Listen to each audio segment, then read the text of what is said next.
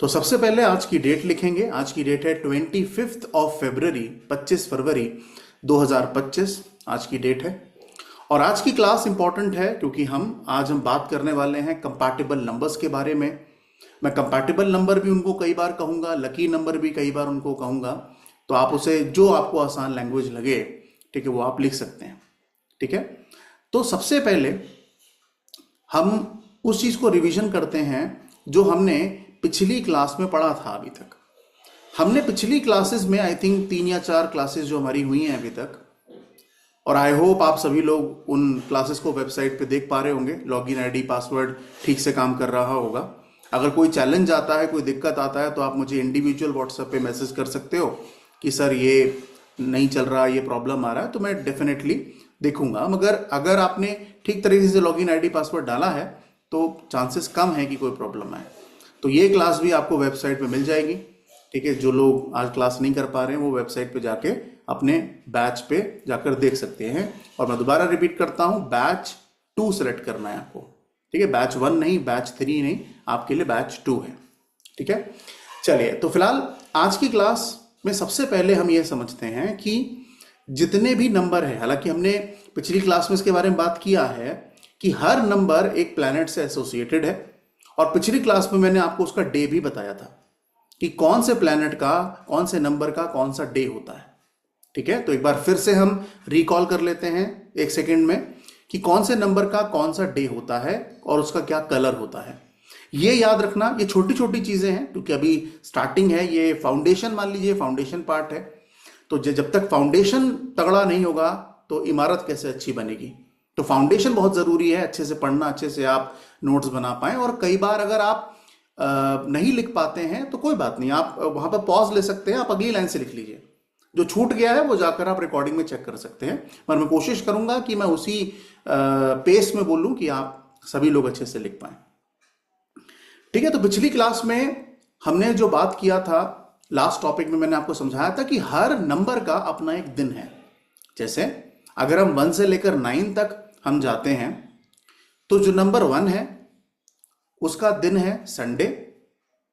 ठीक है, तो सन है नंबर 1, मतलब किससे एसोसिएटेड है? सन से। और सन का दिन क्या है? संडे। जो नंबर 2 है वो मून से एसोसिएटेड है। मून का रूलिंग प्लैनेट, उसका मून है नंबर 2 का, तो उसका दिन होगा मंडे। ठीक है, उसके बाद आ गया आपका नंबर 3। नंबर 3 जो है वो जिसका प्लैनेट है नंबर 3 का, वो जुपिटर है। तो उसका जो दिन होगा वो थर्सडे होगा, क्योंकि वो गुरु का नंबर है, तो गुरुवार हिंदी में गुरुवार कहा जाता है, तो वहीं से आया है। उसके बाद नंबर 4 राहु, इसका कोई दिन नहीं है। नंबर 5 यानी कि आपका मरकरी, मरकरी का जो दिन है वो वेडनेसडे है, बुधवार है। और नंबर 5 को भगवान गणेश से भी जोड़ते हैं। नंबर 6 का जो दिन है वो फ्राइडे है। ठीक है, और मां लक्ष्मी से भी जोड़ते हैं, शुक्राचार्य से भी जोड़ते हैं। तो उस केस में तो कहने का मतलब ये कि नंबर 6 जो है वो मां लक्ष्मी को, बेसिकली मां लक्ष्मी से या फिर दैत्य गुरु, ठीक है, उनको हम जोड़ते हैं उनसे। उसके साथ साथ नंबर 7 केतु, कोई दिन नहीं है। नंबर 8 सैटर्न, शनि महाराज, दिन भी कौन सा होगा? शनिवार। और लास्ट में आता है नंबर 9 यानी कि हनुमान जी, मार्स, और दिन क्या होगा? मंगलवार। तो ये सारे दिन हर नंबर को दिए गए हैं एक्सेप्ट 4 और 7।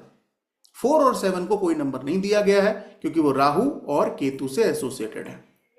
अब इतना ही नहीं, ये मैं आपको इसलिए बता रहा हूं क्योंकि जो कंपैटिबल या लकी नंबर निकल के आएगा आज आपकी डेट ऑफ बर्थ के हिसाब से, यह माना जाता है कि अगर वो लकी नंबर या कंपैटिबल नंबर है तो उसका जो दिन है वो भी आपके लिए अच्छा है। लेट सपोज अगर आप अपना मूलांक और भाग्यांक जानते हैं, और आपको आई बिलीव मूलांक और भाग्यांक निकालना अभी तक सबको आता होगा, तो आपके मूलांक और भाग्यांक के हिसाब से आज मैं आपको यह समझाऊंगा कि आपके लिए कौन सा दिन या कौन सा नंबर लकी है। तो नंबर हम कैलकुलेट कर लेंगे, और नंबर कैलकुलेट करने से हम उसका दिन आइडेंटिफाई कर लेंगे कि अगर मेरे ये नंबर आते हैं तो मेरा लिए ये दिन अच्छा होगा। ठीक है, अब इन सभी नंबर्स के कलर हैं, तो ये सब आपको अब रट जाना चाहिए। कि हर नंबर का जो कलर है वो क्या है, टिप्स पे होना चाहिए। अगर नंबर 1 बोलें तो सन यानी कि उसके लिए ऑरेंज, केसरिया कलर या ब्राउन कलर होता है, या लाइट रेड भी नंबर 1 को जाता है। ऐसे नंबर 2 यानी कि मून है, नंबर 2 का जो कलर है, ठीक है, वो ऑफ वाइट है या क्रीम वाइट है। ध्यान रखिएगा, व्हाइट और क्रीम वाइट में फर्क होता है, ये मत भूल जाइएगा। तो जो नंबर 2 है उसका जो कलर होगा वो ऑफ वाइट होगा या क्रीम वाइट होगा, ठीक है। नंबर 3 का जो कलर है वो येलो कलर है। येलो के सभी शेड्स, ऐसा नहीं सिर्फ येलो के सभी शेड्स जो हैं वो नंबर 3 के लिए हैं। उसके बाद नंबर 4 यानी कि राहु महाराज, ब्लू कलर और ग्रे कलर नंबर 4 को जाता है। नंबर 5 यानी कि मरकरी, बुध महाराज, कलर जाएगा ग्रीन। नंबर 6 महालक्ष्मी, कलर जाएगा व्हाइट और पिंक। नंबर 7 सेम केतु है तो वही कलर जाएगा ब्लू और आपका ग्रे। नंबर 8 सैटर्न यानी कि शनि महाराज, तो कलर क्या जाएगा, ब्लैक। और नंबर 9 यानी कि मंगल महाराज यानी कि भगवान हनुमान, तो कलर क्या जाएगा, डार्क रेड। तो यहां पर हमें एक फर्क समझना है कि हम क्लाइंट को जब ये कहेंगे कि सर आपका नंबर 1 लकी है, आपके लिए नंबर 1 लकी है, तो जब नंबर 1 लकी है इसका मतलब नंबर 1 का दिन और नंबर 1 के कलर आपके लिए लकी हैं। सिंपल। अब हम क्लाइंट को बोलेंगे कि सर नंबर 4 आपके लिए अच्छा नहीं है, तो दिन तो कोई नहीं है, मगर ये जरूर बोलेंगे कि आपके लिए सर ब्लू कलर अच्छा नहीं है और ग्रे कलर भी अच्छा नहीं है। यानी कि जो नंबर आपके डेट ऑफ बर्थ के हिसाब से लकी बनता है उसका दिन और उसका कलर आपके लिए लकी है। इन शॉर्ट, आपको अपने जीवन में उन कलर्स के कपड़े बढ़ा देने चाहिए, ज्यादा पहनने चाहिए, और जो कलर्स आपके फ्रेंड लिस्ट में या लकी लिस्ट में ना आए उनसे रिलेटेड कपड़े अपने जीवन में कम कर देने चाहिए। क्योंकि दुनिया की हर चीज एनर्जी है, हर चीज एनर्जी है, कपड़े से लेकर आपके शब्द तक। तो अगर आपको आज ये पता लग गया है कि अगर मेरी ये डेट ऑफ बर्थ सही है और मुझे पता है कि सही है, तो उस डेट ऑफ बर्थ के हिसाब से अगर मेरे लिए ये नंबर अच्छे हैं तो वो नंबर भी अच्छे हैं, उनका दिन भी अच्छा है और उनका कलर भी आपके लिए अच्छा है। ठीक है। तो अब सवाल ये निकलता है कि सर हम इसको आइडेंटिफाई कैसे करेंगे कि हमारे लिए कौन सा नंबर अच्छा है और हमारे लिए कौन सा नंबर खराब है। ठीक है। एक और चीज, हमेशा ये मैं बात इसलिए रिकॉर्डिंग में कह रहा हूं क्योंकि डेली बेसिस पे कोई ना कोई बच्चा इस बैच में जुड़ता जाता है, कोई ना कोई व्यक्ति इस बैच में आता जा रहा है। ठीक है।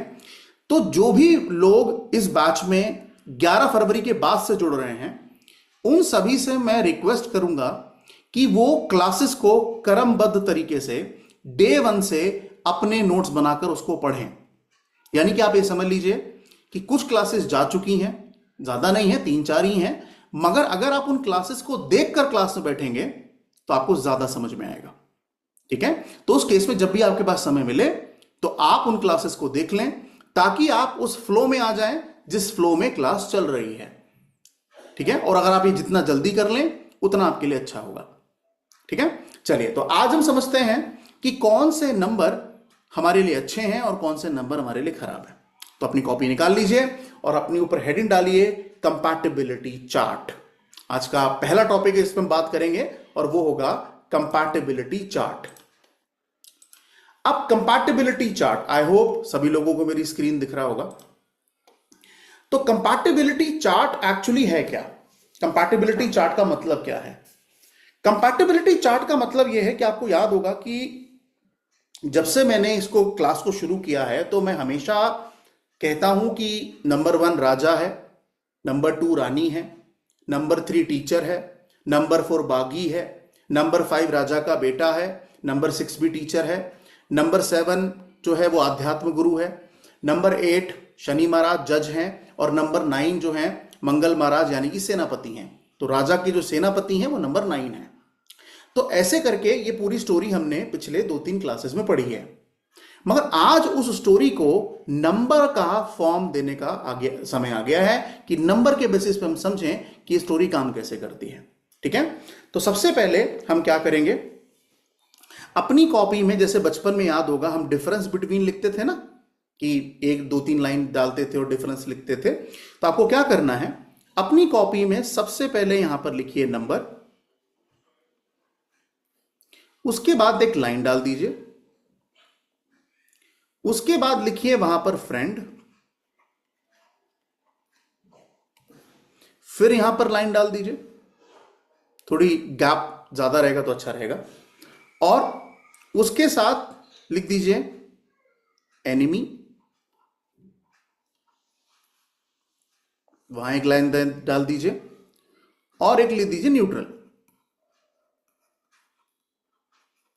इस तरीके से डिफरेंस बिटवीन जैसा एक कॉलम बना लीजिए। ठीक है, तो इससे आपको, क्योंकि आप अपने हाथों से इसको बना रहे हैं, तो मैं उम्मीद करूंगा कि ये आप बहुत लंबे समय तक याद रख पाएंगे, क्योंकि जो चीजें हम आंखों से देखते हैं और अपने हाथों से लिखते हैं, वो चीजें हमें बहुत दिनों तक याद रहती हैं, बहुत लंबे समय तक याद रहती हैं। ठीक है, तो ये चार्ट आप ये समझ लीजिए कि आपके इस कोर्स का अगर मैं फाउंडेशन कहूं तो ये चार्ट है। तो ये चार्ट आपको जितनी जल्दी याद हो जाए उतना आपके लिए अच्छा होगा, और उतनी ज्यादा चीजों को समझना आपके लिए आसान होगा। ठीक है, तो सबसे पहले अब यहां पर हम बात करते हैं नंबर 1 की। अब जो नंबर 1 है उसका जो प्लैनेट है वो सन है, आप सब जानते हैं नंबर 1 इज सन। मगर मेरी स्टोरी में मैंने आपको कहा था ये किंग है, ठीक है, यानी कि राजा है, या फिर आप इसे फादर भी कह सकते हैं। तो मेरी स्टोरी में मैंने इसको राजा कहा था, और किंग है, नंबर 1 है, सन है, तो ये नंबर 1 की बात कर रहे हैं। अब यहां पर हमें यह समझना है कि अगर कोई व्यक्ति राजा है तो उसके कौन दोस्त होंगे और कौन दुश्मन होंगे। अब दोस्त और दुश्मन का मतलब, यानी कि जितने भी नंबर इस फ्रेंड के खाते में आएंगे, यानी कि इस बॉक्स में जितने भी नंबर आएंगे जहां हमने फ्रेंड लिखा है, इसका मतलब नंबर 1 के लिए वो नंबर बहुत अच्छा माना जाएगा, यानी कि जो भी फ्रेंड के कॉलम में आएगा। दूसरा, जो नंबर एनिमी के कॉलम में आएगा वो नंबर उसके लिए अच्छा नहीं माना जाएगा, क्योंकि इसलिए एनिमी कहा गया है। और जो तीसरा नंबर है, यानी कि न्यूट्रल का जो कॉलम है, ये भी अच्छा नहीं माना जाएगा। यानी कि हालांकि न्यूट्रल का मतलब ये होता है ना अच्छा ना बुरा, मगर मुझे ऐसा लगता है ये अच्छा और बुरा ये तब भी समझ में आता है, जैसे काला और सफेद ये समझ में आता है, मगर ग्रे समझ में नहीं आता है। या तो चीजें ब्लैक होती हैं या चीजें व्हाइट होती हैं, ग्रे कुछ नहीं होता है। तो इसीलिए जो ये न्यूट्रल की जो कॉलम हम लिख रहे हैं वो सिर्फ इसलिए लिख रहे हैं क्योंकि हम ये समझ सके, ठीक है भाई ये न्यूट्रल कैटेगरी है, ना अच्छा है ना बुरा है। मगर मैं आपसे कहूंगा जितने नंबर आपके पास हैं, आपका मूलांक जो है, आपका जो भाग्यांक है, उसके हिसाब से जितने नंबर फ्रेंड की लिस्ट में आएंगे वो आपके लिए अच्छे माने जाएंगे, और जितने ज्यादा नंबर फ्रेंड की लिस्ट में आए उतना जिंदगी सॉर्टेड रहेगी। क्लियर? तो आगे बढ़ते हैं, अब सिखाऊंगा मैं कैसे निकालेंगे। सबसे पहले हम नंबर 1 की बात करते हैं। अब नंबर 1 के लिए अगर मैं कहूं तो राजा है। नंबर 1 क्या है? राजा है। अब राजा के लिए सबसे अच्छा नंबर क्या है? उसकी रानी? नहीं, सबसे अच्छा नंबर है उसका सेनापति, यानी कि नंबर 9। यानी कि 1 के लिए सबसे अच्छा नंबर कौन सा माना जाता है? नंबर 9, क्योंकि सेनापति जो है वो राजा के आदेशों का पालन करेगा। राजा जो कहेगा सेनापति मानेगा। ठीक है, तो राजा, बाहुबली और ये कटप्पा, नंबर 9। ठीक है, तो इसका मतलब 1 के लिए सबसे अच्छा नंबर कौन सा हुआ? नंबर 9। उसके अलावा 9 के अलावा अगला नंबर 1 भी अच्छा है। नंबर 1 क्यों अच्छा है? क्योंकि ये भी राजा है, तो राजा के लिए राजा भी अच्छा। उसके बाद नंबर 2 भी अच्छा है। नंबर 2 क्यों अच्छा है? क्योंकि भाई राजा को रानी भी अच्छी लगती है, तो नंबर 2 भी अच्छा है। उसके बाद नंबर 3 भी अच्छा है, नंबर 3 अच्छा क्यों है? क्योंकि राजा का मंत्री है, राजा का गुरु है, राजा का सलाहकार है। तो 3 भी 1 के लिए बहुत अच्छा नंबर माना जाता है। उसके बाद नंबर 4, अब यहां पर सवाल आता है कि क्या नंबर 4 राजा के लिए अच्छा है कि खराब है? अब नंबर 4 क्या है? बागी है, बागी। अब नंबर 4 बागी है तो कई बार वो राजा की बात मानेगा या राजा की बात नहीं मानेगा, दोनों बातें हो सकती हैं। तो राजा इसको अपने करीब नहीं रखेगा, यानी कि राजा इसको डालेगा नंबर 4 को न्यूट्रल कॉलम में। न्यूट्रल मतलब भाई ये मेरे लिए अच्छा भी हो सकता है और ये मेरे लिए खराब भी हो सकता है। तो इसलिए नंबर 4 राजा का मित्र नहीं माना जाता। उसके बाद नंबर 5, नंबर 5 जो है वो क्या है? राजा का बेटा। अब नंबर 5 राजा का बेटा है तो राजा को अपने बेटे से क्या प्रॉब्लम हो सकती है? तो नंबर 5 भी उसके लिए अच्छा है। उसके बाद नंबर 6, ये भी टीचर है, ये भी गुरु है, तो नंबर 6 भी अच्छा है। उसके बाद नंबर 7, अब 4 अगर अच्छा नहीं है तो 7 कैसे हो सकता है? तो 7 को भी किस में डाल देंगे? न्यूट्रल में डाल देंगे। ठीक है, 7 को भी न्यूट्रल में डाल देंगे। नंबर 8, नंबर 8 जो है वो एनिमी में चला जाएगा।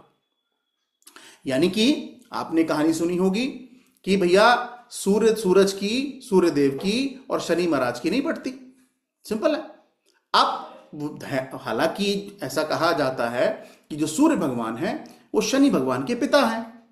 तो अगर सूर्य भगवान जो हैं वो शनि भगवान के पिता हैं तो फिर आपस में ये पिता पुत्र की पटती क्यों नहीं है?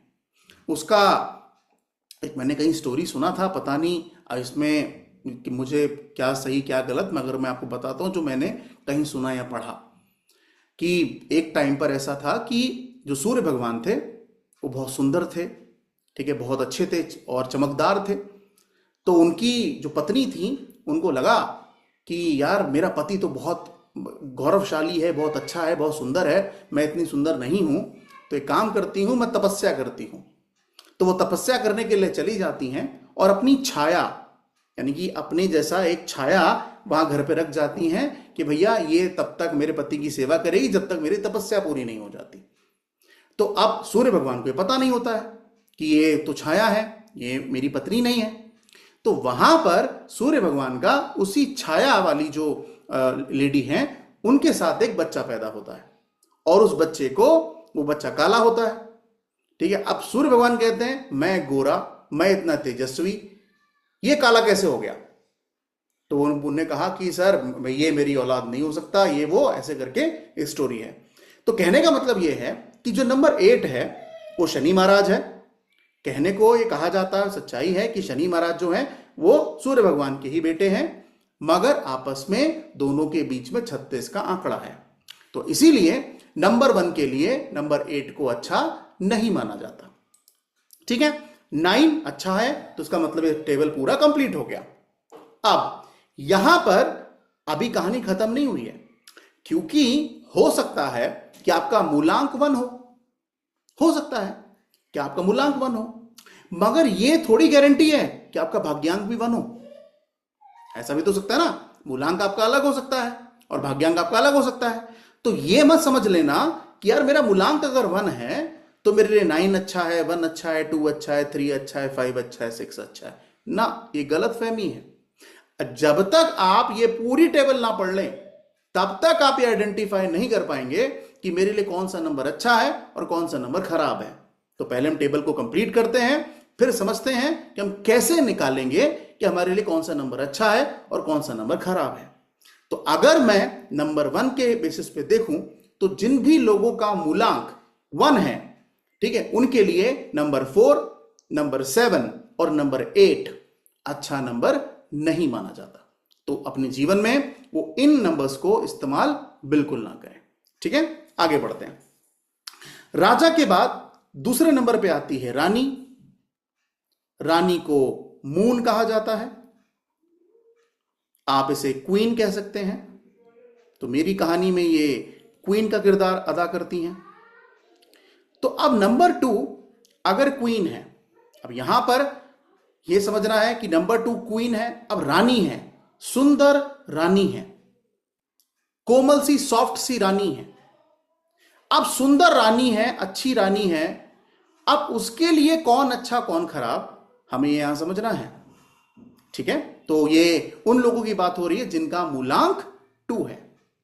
अब जिन भी लोगों का मूलांक 2 है उनके लिए कौन से नंबर अच्छे होंगे, स्टोरी समझते हैं।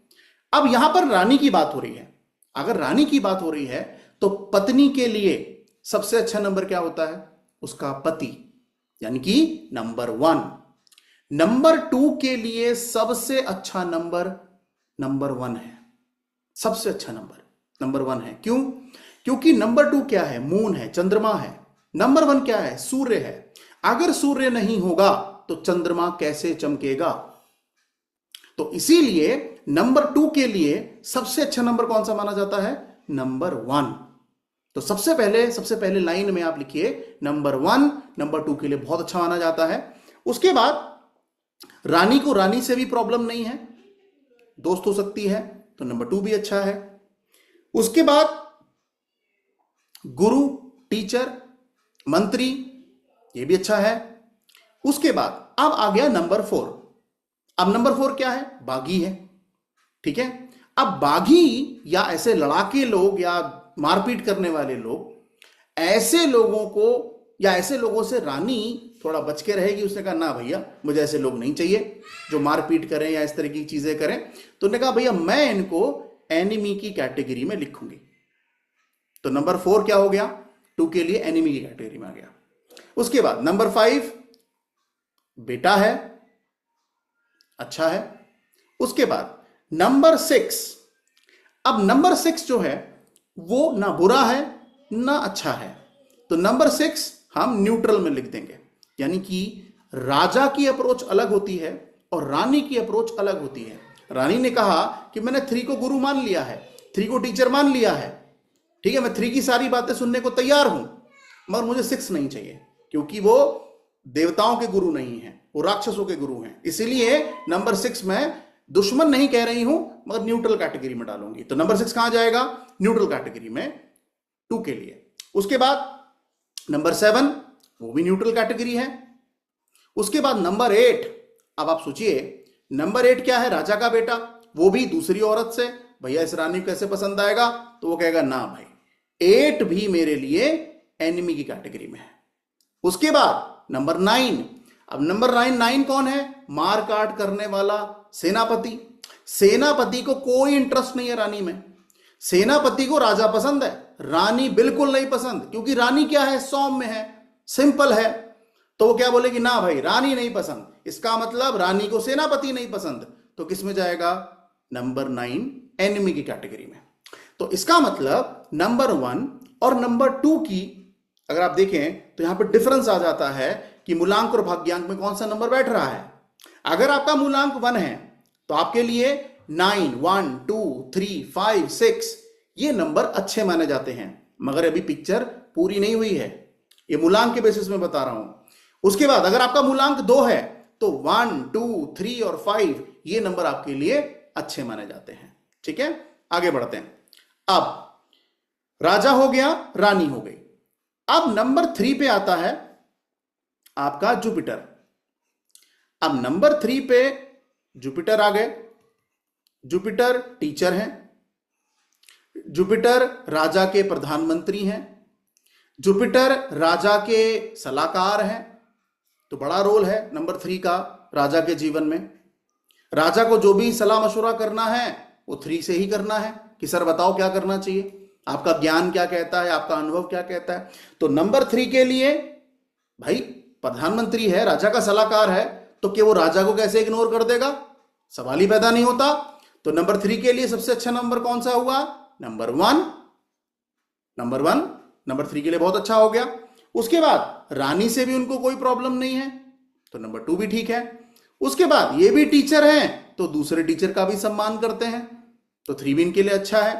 मगर नंबर 4 इनको अच्छा नहीं लगता, तो नंबर 4 को दुश्मन नहीं मानते, मगर कहेंगे ऐसा बच्चा है मेरी बात नहीं मानेगा, शैतान बच्चा है, ठीक है, इसको न्यूट्रल में डाल देते हैं। उसके बाद राजा का बेटा युवराज है, नंबर 5 बहुत अच्छा। अब नंबर 6 अब नंबर 6 भी गुरु हैं, मगर फर्क क्या है? नंबर 3 देवताओं के गुरु हैं और नंबर 6 असुरों यानी कि राक्षसों के गुरु हैं। तो दोनों गुरु में क्लैशेस हैं। अगर कहते हैं ना किसी महान इंसान ने कहा था काफी साल पहले 36 का आंकड़ा, तो जो 36 का आंकड़ा है वो आता किससे है? 3 और 6 से। तो यहां पर नंबर 6 जो है वो एनिमी में चला जाएगा, यानी कि 3 वालों के लिए एनिमी की कैटेगरी में जाने वाला नंबर कौन सा है? नंबर 6। ठीक है। उसके बाद अब यहां पर भी एक स्टोरी है जो मैंने कहीं सुना था या पढ़ा था कि नंबर 6 जो है वो असुरों के गुरु हैं, शुक्राचार्य। अब यहां पर शुक्राचार्य के जो स्टूडेंट हैं वो नंबर 3 हैं।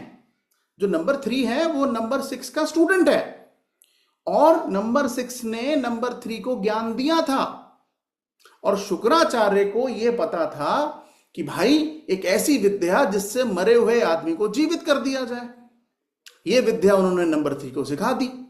नंबर 3 ने क्या करा? देवताओं को जीवित करना शुरू कर दिया। इस बात से नंबर 6 गुस्सा हो गया कि जब तुम्हें मना किया था कि इस विद्या को तुम किसी के ऊपर नहीं आजमाओगे तो तुमने मेरी बात क्यों नहीं मानी? तो जिस दिन से नंबर 6 की बात नंबर 3 ने नहीं मानी उस दिन से ये 36 का आंकड़ा शुरू हो गया। तो 3 के लिए सबसे खराब नंबर कौन सा है? नंबर 6। मैं तो कहूंगा नंबर 4 भी अच्छा नहीं है। ठीक है। उसके साथ साथ नंबर 7। अब नंबर 7 क्या है? अध्यात्म का नंबर है, सॉफ्ट नंबर है। तो टीचर को हमेशा वो बच्चा पसंद है जो उसकी बात माने, सीधा साधा बच्चा पसंद है। इसका मतलब 3 के लिए 7 बहुत अच्छा बच्चा है, यानी कि ऐसा बच्चा है तो टीचर बोलेगा मान लेगा। ठीक। उसके बाद नंबर 8। नंबर 8 ना अच्छा ना बुरा, तो न्यूट्रल में डाल दो। नंबर 9 ना अच्छा ना बुरा, क्योंकि 3 कहेगा पढ़ाई करो, 9 कहेगा तलवार उठाओ। अब दोनों में डिफरेंस है ना। 3 क्या कह रहा है? पढ़ाई करो, लर्न करो, सीखो। 9 क्या कह रहा है? अरे सर सीखना विखना छोड़ो, बताओ किसका सर फोड़ना है। ठीक है। तो वो नंबर 9 है। तो उसके लिए नंबर 3 और नंबर 9 मित्र नहीं है मगर दुश्मन भी नहीं है, इसलिए उनको न्यूट्रल की कैटेगरी में डाला जाएगा। क्लियर है? तो 1 2 3 यहां पर कंप्लीट हो जाते हैं। अब यहां पर अगर आपका मूलांक या भाग्यांक 1 2 3 की कैटेगरी में आता है तो आपको यह पता लग जाएगा कि यार ये नंबर मेरे लिए अच्छे हैं, लकी हैं। मगर हमेशा याद रखिएगा लकी वही नंबर है जो फ्रेंड की लिस्ट में आ रहा है। एनिमी और न्यूट्रल इनको अपने जीवन से आप बाहर ही कर दें तो अच्छा होगा। आगे बढ़ते हैं। अब बात करते हैं नंबर 4 की। नंबर 4 को राहु कहा जाता है, जो प्लैनेट है वो राहु महाराज है। अब नंबर 4 राहु है, बागी है, रिबल है, मैं इसे रिबल कहता हूं। अब अगर ये बागी हैं, राहु हैं, तो इनके लिए फ्रेंड कौन होगा? इनके लिए अच्छा नंबर कौन सा होगा? अब राहु महाराज जानते हैं कि भाई मैं कितना भी शैतान हूं, कितना भी चंचल हूं, मगर मुझे रहना तो राजा की छत्र छाया में ही है, क्योंकि राजा तो मालिक है इस पूरी कंट्री का, पूरी दुनिया का। तो अगर राजा से दुश्मनी ली तो मेरे लिए प्रॉब्लम हो जाएगा। तो इसीलिए वो राजा से बनाकर रखना चाहते हैं। तो इसका मतलब 4 के लिए सबसे अच्छा नंबर कौन सा है? नंबर 1। अब यहां पर एक विरोधाभास है। विरोधाभास क्या है कि जब 1 ने अपनी काउंटिंग की थी तो उसने 4 को अपना फ्रेंड नहीं माना था, मगर जब 4 ने अपनी काउंटिंग की है तो नंबर 1 को अपना फ्रेंड माना है। इसलिए माना है क्योंकि वो जानता है कि नंबर 1 को इग्नोर नहीं किया जा सकता। वो राजा है, अगर उसके राज्य में रहना है तो उसकी बात माननी है। तो उस केस में नंबर 1 नंबर 4 के लिए अच्छा नंबर है। उसके बाद नंबर 1 के बाद अगर मैं कहूं तो दूसरा नंबर जो अच्छा है वो नंबर 7 है। 7 क्यों अच्छा है? 7 इसलिए अच्छा है क्योंकि ये बॉडी कंप्लीट कर देता है। नंबर 4 राहु है, नंबर 7 केतु है। तो 4 के लिए 1 भी अच्छा नंबर है और 7 भी अच्छा नंबर है। उसके बाद 5 भी अच्छा नंबर है और नंबर 6 भी उसके लिए अच्छा है। अब 5 क्या है? 5 एक ऐसा नंबर है जो सबके लिए अच्छा है। तो राहु महाराज कहता है यार ये तो युवराज है, छोटा बच्चा है, इससे क्या दुश्मनी लेनी, चलो ये भी मेरा फ्रेंड है। मगर नंबर सिक्स बहुत अच्छा नंबर है नंबर फोर के लिए। क्यों? क्योंकि फोर क्या है? चेला है। 6 क्या है? गुरु है। तो वो अपने गुरु से कैसे कह सकता है कि तुम मेरे मित्र नहीं हो? क्योंकि सारे असुरों के गुरु तो नंबर 6 ही है ना। तो ये राहु केतु क्या है? असुर है ना, राक्षस है। तो राक्षसों के गुरु को वो इग्नोर कैसे कर सकता है? तो इसलिए 4 के लिए सबसे अच्छा नंबर 1, 7, 5 और 6 होता है। उसके बाद एक इत्तेफाक या अजीब चीज क्या है कि नंबर 4 के लिए नंबर 4 अच्छा भी होता है और नंबर 4 के लिए नंबर 4 बुरा भी होता है। तो 4 वहां पर फ्रेंड की लिस्ट में लिखें तो जरूर, मगर टर्म्स एंड कंडीशन लगा दें, मतलब स्टार लगा दें। यानी कि ये अच्छा भी हो सकता है और बुरा भी हो सकता है। सेम बात 8 के साथ भी जाती है कि 4 के लिए 8 अच्छा भी हो सकता है और बुरा भी हो सकता है। तो इसीलिए 1, 7, 5, 6 मित्र हैं। यहां पर टर्म्स एंड कंडीशंस अप्लाई होती है। अब मैं आपको यहां पर अपना एक्सपीरियंस बता देता हूं। नंबर 4 और नंबर 8, अगर आपका मूलांक 4, अगर आपका मूलांक 8 है तो आपको अपने जीवन में नंबर 4 और नंबर 8 को नहीं बढ़ाना चाहिए। क्योंकि ज्यादातर केसेस में मैंने नंबर 4 के लिए नंबर 4 अच्छा नहीं पाया है। तो और मैं कभी भी नंबर 4 या नंबर 8 के व्यक्ति को यह नहीं कहता हूं कि अपने जीवन में नंबर 4 और नंबर 8 की वाइब्रेशंस को बढ़ाएं। अब ये वाइब्रेशंस कैसे बढ़ानी है, यही तो रेमेडी का पार्ट है कि वाइब्रेशंस को बढ़ाया कैसे जाएगा। मगर यहां पर हम समझ लेते हैं कि 4 के लिए नंबर 4 अच्छा नहीं है, मगर टर्म्स एंड कंडीशन के साथ कुछ ऐसे केसेस हो सकते हैं जहां पर हम कह सकते हैं कि 4 के लिए 4 अच्छा है, मगर ज्यादातर में नहीं है। आगे बढ़ते हैं। अब अगला कॉलम आता है एनिमी का। अब राहु को कौन नहीं पसंद? बिल्कुल भी नहीं पसंद, फूटी आंख नहीं भाता। सबसे पहले नंबर 2। नंबर 2 कौन है? रानी है। राहु को रानी बिल्कुल नहीं पसंद। नंबर 9। नंबर 9 क्यों नहीं पसंद? क्योंकि नंबर 9 किसकी बात मानता है? सिर्फ राजा की। वो कहता है राजा जी जो आप बोलो वो मैं करने को तैयार हूं। मगर राहु को क्या बोलेगा 9? अबे तू कौन है बे, तेरी नहीं मानता मैं। तो जो नंबर 9 है वो बहुत बड़ा शत्रु है नंबर 4 के लिए। तो इसलिए नंबर 2 भी और नंबर 9 ये दोनों ही नंबर 4 के साथ जेलअप बिल्कुल नहीं होते हैं। ठीक है। उसके बाद number 4, number 8 same terms and condition apply. यानी कि अच्छा भी हो सकता है और बुरा भी हो सकता है।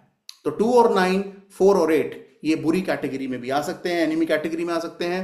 यहां पर न्यूट्रल में डाल देते हैं। वैसे न्यूट्रल नाम की कोई चीज नहीं होती, बस मैं आपको पढ़ा रहा हूं। ठीक है, मगर मैं मानता बिल्कुल नहीं हूं। ठीक है। तो नंबर 3 जो है वो न्यूट्रल की कैटेगरी में आता है। टीचर है तो राहु कहता है ठीक है, ना बुरा ना अच्छा, तो नंबर 3 को कैटेगरी में डाल देता हूं। मगर मैं आपसे बार बार कह रहा हूं कि आप किसी भी क्लाइंट को न्यूट्रल नंबर की वाइब्रेशन बढ़ाने का सजेशन कभी नहीं देंगे, कभी नहीं देंगे। ठीक है।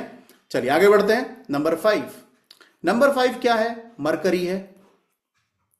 अब नंबर 5 अगर मरकरी है तो ये क्या है? युवराज है, यानी कि राजा का बेटा। इसे आप यंग बॉय लिख दीजिए या आप इसे प्रिंस लिख दीजिए। तो अब राजा का बेटा है, नंबर 5 है। अब बच्चा है, छोटा बच्चा है, 10-12 साल का बच्चा है। अब 10-12 साल के बच्चे से कौन दुश्मनी करेगा? तो इसीलिए एनिमी की लिस्ट में आप डैश लगा दीजिए। यानी इसका कोई एनिमी नंबर नहीं होता, यानी कोई भी नंबर इसको शत्रु नहीं मानता। क्योंकि आप देखिए जब भी हम बच्चे की तरफ देखते हैं तो क्या करते हैं, कितना भी हमारे गुस्सा आ रहा हो, कुछ भी हो रहा हो, मगर जब बच्चे की तरफ देखते हैं तो मुस्कुराने लगते हैं, हमें खुशी महसूस होती है। तो इसीलिए नंबर 5 का एनिमी कैटेगरी में कोई नंबर नहीं आता। ये इसको बहुत खास बनाता है, इसीलिए नंबर 5 को बहुत खास माना जाता है न्यूमरोलॉजी में। आगे बढ़ते हैं। अब फ्रेंड लिस्ट में कौन आएगा? अब बेटा है। बेटा के लिए सबसे इंपॉर्टेंट नंबर उसके पिता, यानी कि नंबर 1। नंबर 1 नंबर 5 के लिए बहुत अच्छा है। न्यूमरोलॉजी के हिसाब से देखें तो बेटा और बाप हैं, यानी कि नंबर 1 पिता है और नंबर 5 बेटा है। उसके बाद 1 के बाद मां का नंबर आता है नंबर 2, टीचर का नंबर आता है नंबर 3। तो ये तीनों ही नंबर 5 के लिए बहुत अच्छे माने जाते हैं। अपनी फैमिली, अपना परिवार है ये, तो बच्चा वहां बहुत कंफर्टेबल फील करता है। तो 1, 2, 3। उसके बाद बच्चे को बच्चा भी पसंद है तो 5 भी अच्छा है और नंबर 6 भी टीचर ही है। तो इसीलिए 5 के लिए सबसे अच्छे नंबर है 1 2 3 5 6। अब कई बार आप ये कई सारे वीडियोस में सुनते हुए पाएंगे कि 5 का कोई दुश्मन नहीं है, 5 का कोई दुश्मन नहीं है। इसका मतलब अगर ये हो गया कि नंबर 5 का अगर कोई दुश्मन नहीं है तो जितने भी लोग जिनका मूलांक नंबर 5 है उनके जीवन में कोई कष्ट ही नहीं होगा। यही मतलब हुआ ना कि अगर नंबर 5 का कोई दुश्मन नहीं है, ये हमने कई बार सुना है और बहुत सारे वेबिनार्स में भी इन बात को कहा जाता है, तो इसका मतलब तो यही हो गया ना कि सबसे अच्छी लाइफ नंबर 5 वालों की होगी, उनके जीवन में कोई कष्ट ही नहीं होगा, कोई प्रॉब्लम भी नहीं होगा। ऐसा नहीं है। नंबर 5 वालों के लिए उनके जीवन में प्रॉब्लमेटिक ज्यादातर कौन हो सकते हैं? वो नंबर जो न्यूट्रल कैटेगरी में आते हैं। मैंने आपसे क्या बोला? जिंदगी या तो ब्लैक होती है या तो व्हाइट होती है, ग्रे नहीं होती। ग्रे कुछ नहीं होता है, ठीक है। तो उस केस में अब यहां पर हम ये कह सकते हैं कि चलो नंबर 5 के लिए ग्रे कैटेगरी क्या होगा, ना बुरा ना अच्छा। तो सबसे पहले 5 के लिए मैं कहूंगा वो दूर रहे नंबर 4 से, नंबर 7 से, नंबर 8 से और नंबर 9 से। ये 4 ऐसे नंबर हैं जो नंबर 5 के लिए अच्छे नहीं माने जाते हैं। दुश्मन नहीं है, एनिमी नहीं है, मगर मैंने आपसे क्या बोला कि ब्लैक और व्हाइट में जीना चाहिए, ग्रे कुछ नहीं होता। तो इसीलिए मरकरी यानी कि नंबर 5, इनके लिए सबसे अच्छे नंबर क्या है? 1 2 3 5 और 6। इनका इस्तेमाल उन्हें करना चाहिए, उनके लिए अच्छा है। मगर अभी भी थोड़ा सस्पेंस बाकी है, बस आप ये नंबर लिखते जाइए। आगे बढ़ते हैं। अब बात करते हैं नंबर 6 की। अब नंबर 6 यहां पर सबसे पहले लिखते हैं, अपनी कॉपी में साफ साफ लिखिएगा। नंबर 6 प्लैनेट क्या है? वीनस। बहुत इंपॉर्टेंट प्लैनेट है, प्लैनेट वीनस है। वीनस है, यहां पर भी इसको भी टीचर कहा जाता है, मगर ये टीचर किसका है? देवताओं का तो नहीं है, ये टीचर राक्षसों का है, दानवों का है। अब नंबर 6 अगर टीचर है तो अब इसके फ्रेंड कौन होंगे? इसके एनिमी कौन होंगे?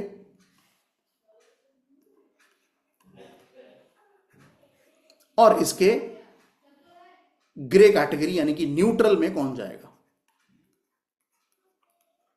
चलिए, अब सबसे पहले नंबर 6। नंबर 6 किसका है? वीनस का है, टीचर है, देवताओं का नहीं, असुरों का टीचर है। इसका मतलब 6 के लिए सबसे अच्छा नंबर है नंबर 1, क्योंकि राजा है। राजा सबके लिए अच्छा है। मेजरली अगर आप देखेंगे तो नंबर 1 फ्रेंड की कैटेगरी में आपको कई बार देखने को मिलेगा। नंबर 3, नंबर 5, नंबर 6, ये सभी ऐसे नंबर है जो फ्रेंड की कैटेगरी में आपको ज्यादा देखने को मिलेंगे, ठीक है। इसीलिए न्यूमरोलॉजी में हम जब आगे भी पढ़ेंगे तो मैं बार बार एक चीज बोलता रहूंगा आपको कि अपने जिंदगी के जो सॉल्यूशंस हैं, जो रेमेडीज हैं, जो कह सकते हैं चीजों को आसान करना है, उसमें इस्तेमाल कीजिए 1 3 5 6। 1 3 5 6 एक ऐसे नंबर हैं जो बहुत अच्छे और पावरफुल नंबर माने जाते हैं न्यूमरोलॉजी में। और मैं कहूंगा कि अपनी जिंदगी को 1 3 5 6 पर डाइवर्ट करें, बट पहले ये देख लें कि क्या मेरे लिए 1 अच्छा है, 3 अच्छा है, 5 अच्छा है या 6 अच्छा है, या कौन सा नंबर अच्छा है। तो फिलहाल नंबर 6 के लिए सबसे अच्छा नंबर है नंबर 1, अच्छा है। उसके बाद 2। अब जो 2 है वो दुश्मन नहीं है तो न्यूट्रल में डाल दीजिए, ना पसंद बहुत ज्यादा ना दुश्मनी बहुत ज्यादा, तो नंबर 2 को वहां डाल दीजिए। उसके बाद नंबर 3, सवाल ही पैदा नहीं होता कि वो फ्रेंड हो, तो वो एनिमी में चला जाएगा। तो 6 के लिए एनिमी कौन होगा? नंबर 3। अब नंबर 4, सेम कॉन्सेप्ट। नंबर 4 क्या है? शैतान बच्चा है, ठीक है, बहस करता है। उस केस में नंबर 4 टीचर को बहुत ज्यादा नहीं पसंद है, तो एनिमी नहीं है मगर न्यूट्रल में डाल दीजिए। इसका मतलब नंबर 6 जो है वो नंबर 4 को उतना अपसंद नहीं करता है जितना पसंद वो नंबर 7 को करता है। नंबर 7 जो है वो नंबर 6 को पसंद है, इसलिए वो उसे फ्रेंड की कैटेगरी में रखेगा। उसके बाद नंबर 5 भी फ्रेंड कैटेगरी में ही आएगा, क्योंकि बच्चा है, उससे वो दुश्मनी लेता ही नहीं है। और अगर आप देखें तो उसका खुद का नंबर 6 भी उसके लिए अच्छा है। तो 1 2 3 4 5 6 7 यहां तक कंप्लीट हो गया। अब आते हैं 8 और 9 पर। जो 8 नंबर है वो न्यूट्रल कैटेगरी में जाएगा और 9 नंबर भी न्यूट्रल कैटेगरी में जाएगा। तो इसका मतलब अगर देखा जाए तो नंबर 6 के लिए सबसे खराब नंबर 3 माना जाता है, और बाकी ऐड कर दें तो 2 4 8 9 भी कुछ खास अच्छे रिजल्ट नहीं देता। तो नंबर 6 के लिए कौन से नंबर अच्छे हुए? 1 अच्छा हुआ, 7 अच्छा हुआ, 5 अच्छा हुआ, 6 अच्छा हुआ। तो ये सभी नंबर जो हैं वो नंबर 6 के लिए अच्छे माने जाते हैं, ब्लेस्ड माने जाते हैं।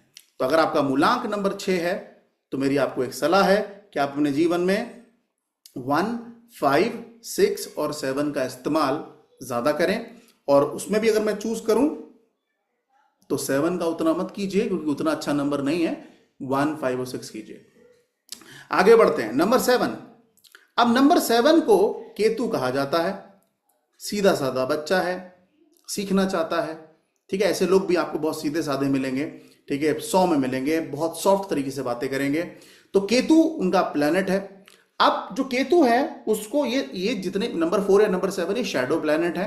तो एक्चुअल तो ये प्लैनेट नहीं मगर शैडो प्लैनेट माना जाता है, छाया माना जाता है। तो नंबर 7 के लिए सबसे अच्छा नंबर कौन सा माना जाएगा? ऑब्वियसली राजा सबसे पहले, नंबर 1। नंबर 1 के लिए बहुत अच्छा है। उसके बाद टीचर नंबर 3 बहुत अच्छा है। उसके बाद नंबर 4, क्योंकि इनकी बॉडी है, सर है, तो 4 भी अच्छा है। तो 1, 3 और 4 7 के लिए अच्छे माने जाएंगे। नंबर 5 भी अच्छा माना जाएगा, नंबर 6 भी अच्छा माना जाएगा। तो ये सभी नंबर जो हैं वो 7 वालों के लिए अच्छे माने जाएंगे। और मैं कहूंगा कि इन नंबर्स का इस्तेमाल अपने जीवन में बढ़ाएं और इसमें 4 को ना बढ़ाएं, बाकी सारे नंबर बढ़ा सकते हैं। उसके साथ साथ एनिमी और न्यूट्रल में कौन जाएगा? अब ये जो बच्चा है अच्छा बच्चा है, सुन लेता है, शांत बच्चा है, इसका भी कोई एनिमी नहीं है, कोई इससे दुश्मनी नहीं रखता, कोई इसको भला बुरा नहीं कहता। तो इसलिए एनिमी लिस्ट में 7 में कोई नहीं जाता। मगर 7 को बचना चाहिए नंबर 2 से, अपने ही नंबर 7 से, 8 से और 9 से। ये वो नंबर है जो बहुत ज्यादा जेलप नंबर 7 के साथ नहीं होते। तो अगर आपका मूलांक नंबर 7 है तो आपके लिए मैं कहूंगा आपके लिए 6 नंबर बहुत अच्छा है, आपके लिए 3 नंबर भी बहुत अच्छा है, 1 भी बहुत अच्छा है, 5 भी बहुत अच्छा है और 4 भी अच्छा है। ठीक है, मगर 4 का इस्तेमाल कम कीजिएगा। आगे बढ़ते हैं। अब नंबर 8, नंबर 8 आ जाता है शनि महाराज का, उन्हें मैं जज कहता हूं। तो ये सैटर्न प्लैनेट जो है वो सैटर्न है। जो सैटर्न है वो नंबर 8 है। आप इसे जज कह सकते हैं, यानी कि फैसला यही सुनाते हैं कि आपने जो कर्म किए हैं उनके फल क्या होंगे। तो वो नंबर 8 आपको देता है। तो नंबर 8 जो है सैटर्न है। अब सैटर्न के लिए सबसे अच्छा नंबर क्या है? नंबर 3 यानी कि टीचर। नंबर 5 यानी कि इसका एक तरीके से भाई लगा नंबर 5, सौतेला ही सही मगर भाई है। तो 3 और 5 ये नंबर इसके लिए अच्छे हैं। नंबर 6 भी अच्छे हैं और नंबर 7 भी इसके लिए अच्छा है। तो 3, 5, 6 और 7 ये नंबर 8 के लिए अच्छे होते हैं। अब वही बात जो 4 में अप्लाई की थी वो 8 में भी करेंगे कि 4 इनके लिए अच्छा भी हो सकता है और 8 इनके लिए अच्छा भी हो सकता है और 4 इनके लिए खराब भी हो सकता है और 8 इनके लिए खराब भी हो सकता है। तो एक चीज मैं फिर से रिपीट करूंगा कि 4 और 8 वालों अपने जीवन में 4 और 8 को मत बढ़ाओ। ठीक है, आगे बढ़ते हैं। उसके बाद एनिमी कैटेगरी में अब सैटर्न है, राजा से खफा है, तो सबसे पहला शत्रु क्या बनेगा? राजा बनेगा। यानी कि 8 के लिए नंबर 1 बिल्कुल अच्छा नहीं है। अब राजा से अगर दुश्मनी है, राजा की बात नहीं सुनते, राजा से प्रॉब्लम है, तो ऑब्वियस सी बात है रानी से भी होगा। तो इसका मतलब नंबर 2 भी उनके लिए बिल्कुल अच्छा नहीं माना जाता। तो इसीलिए नंबर 8 वालों के लिए नंबर 4, नंबर 8, नंबर 1 और नंबर 2 ये नंबर अच्छे नहीं माने जाते। और न्यूट्रल में नंबर 9 जाता है, यानी कि सेनापति है, सिर्फ राजा की ही बात मानता है, बाकी किसी के साथ कंफर्टेबल नहीं है। तो यहां पर हमने 8 तक पढ़ लिया। लास्ट नंबर जाते हैं नंबर 9। अब नंबर 9 बहुत इंपॉर्टेंट नंबर है, बहुत एनर्जेटिक नंबर है और आप कह सकते हैं कि ऐसा नंबर है जिसमें सारी क्वालिटीज आपको 1 से लेकर 8 तक मिल सकती हैं। ठीक है, इतना अच्छा नंबर है नंबर 9। नंबर 9 का प्लैनेट मार्स है। इसको हम भगवान हनुमान से जोड़ते हैं, तो मार्स है। और यहां पर मैं कहूंगा सेनापति है, सेनापति वॉरियर है, लड़ना जानता है। ठीक है, तो मगर ह्यूमैनिटी भी है, इंसानियत भी है। ठीक है, तो मार्स सेनापति। अब फ्रेंड की लिस्ट में अगर हम बात करें, सेनापति महाराज को कौन लोग पसंद हैं, कौन से नंबर पसंद हैं, तो मैंने आपसे क्या कहा, सेनापति को सबसे प्यारा कौन है? उसका राजा। तो सबसे पहले आएगा नंबर 1। नंबर 1 बहुत पसंद है। उसके बाद नंबर 2 उतना खास नहीं, नंबर 3 भी अच्छा है, गुरु है, टीचर है, और नंबर 5, यानी कि 1 3 5 ऐसे नंबर हैं जो 9 के लिए अच्छे माने जाते हैं। उसके बाद आएगा आपका एनिमी नंबर। तो एनिमी की लिस्ट में 9 को कौन से नंबर फूटे आंख नहीं बाते, उसमें सबसे पहले आता है नंबर 2। नंबर 2 बिल्कुल नहीं पसंद नंबर 9 को, तो उसको उसने एनिमी की कैटेगरी में रखा है। और राहु महाराज भी बिल्कुल नहीं पसंद है 9 को, तो इसीलिए नंबर 2 और नंबर 4 जो है वो एनिमी की कैटेगरी में जाता है। 9 के लिए उनको बिल्कुल नहीं पसंद 2 और 4। न्यूट्रल में कहेंगे चलो ठीक है, हो तब भी ठीक, ना हो तब भी ठीक। तो न्यूट्रल में कौन जाएगा? न्यूट्रल में लंबी लिस्ट है, 6 7 8 9। अगर आप यहां ध्यान से देखें तो नंबर 9 के लिए नंबर 9 अच्छा नहीं माना जा रहा है। ठीक है, तो यहां पर आपको ये बहुत जरूरी है ध्यान रखना कि जो कंपैटिबिलिटी चार्ट है इसमें सबसे इंपॉर्टेंट जो कॉलम अगर मैं आपसे कहूं तो वो फ्रेंड का कॉलम है। यहां पर आपको फोकस करना है कि कौन से नंबर फ्रेंड में जा रहे हैं, कौन से नंबर एनिमी में जा रहे हैं और कौन से नंबर न्यूट्रल में जा रहे हैं। अगर आप इस पे फोकस कर लें तो मैं कह सकता हूं कि आप एक बहुत अच्छी तरीके से इस पूरे कोर्स को समझ पाएंगे, इस पूरे कॉन्सेप्ट को समझ पाएंगे, अगर आप ये कंपैटिबिलिटी चार्ट याद कर लें। और आपको बहुत सारे सवालों के जवाब आगे इस कंपैटिबिलिटी चार्ट से ही मिलेंगे। ठीक है, तो आई होप आपने इस कंपैटिबिलिटी चार्ट को बनाया होगा। अगर मिस हो गया, नहीं बना पाए, दिक्कत हो गई, कोई बात नहीं, मैंने आपको एक पीडीएफ शेयर की हो रखी है, उस पीडीएफ को खोल लेना। उस पीडीएफ में कंपैटिबिलिटी चार्ट आपको मिलेगा, वहां पर क्लियरली मेंशन होगा कि कौन सा नंबर किसके लिए फ्रेंड है और कौन सा नंबर किसके लिए एनिमी है। ठीक है, चलिए अब आगे बढ़ते हैं। अब यहां पर एक इंटरेस्टिंग फैक्ट समझने की जरूरत है। अब यहां पर एक आई ओपनिंग बात हम समझते हैं जो हमारी जिंदगी को या जिंदगी को ट्रैक पे लाने के लिए काफी जरूरी है। तो यहां पे मैं कहूंगा कि प्लीज अपना कैमरा वैमरा छोड़ दीजिए और सामने फोकस कीजिए। ठीक है, सबसे पहले अब यहां पर हम बात करते हैं एक डेट ऑफ बर्थ के ऊपर कि अगर हमारे सामने एक क्लाइंट अपनी डेट ऑफ बर्थ रखे और हमसे यह सवाल पूछे, जो एक आम सवाल है, बहुत कॉमन सवाल है कि सर मुझे क्या यह पता लग सकता है कि मेरा नंबर कौन सा है, मेरा नंबर कौन सा अच्छा है, कौन सा खराब है। ठीक है, तो एक डेट ऑफ बर्थ ले लेते हैं। मान लीजिए हम एक रैंडम डेट ऑफ बर्थ ले लेते हैं और वो डेट ऑफ बर्थ है चलो आज की डेट ऑफ बर्थ ले लेते हैं। चलिए, तो कोई जो बच्चा आज पैदा हुआ होगा उसका भी कुछ मूलांक और भाग्यांक बनेगा। तो आज तारीख है 25, महीना है फरवरी और साल चल रहा है 2025। तो आज जो भी बच्चा पैदा हुआ होगा उसका सबसे पहले हम मूलांक निकालेंगे और उसका भाग्यांक निकालेंगे। ठीक है, चलिए, तो आज का बच्चा जो पैदा हुआ उसका मूलांक कैसे निकालेंगे? मूलांक के लिए हमें सिर्फ पहला यानी कि डेट चाहिए कि कौन सी तारीख को आप पैदा हुए हैं। तो यहां डबल डिजिट है, कोई बात नहीं, सिंगल कर लेंगे। तो 2 + 5, 2 + 5 कितना हो जाएगा? 7। यानी कि आज दुनिया भर में जितने भी बच्चे पैदा हुए होंगे उनका मूलांक क्या बनेगा? 7। जितने भी पैदा हुए होंगे उनका मूलांक बनेगा 7। ठीक है, आगे बढ़ते हैं। अब अगला है भाग्यांक।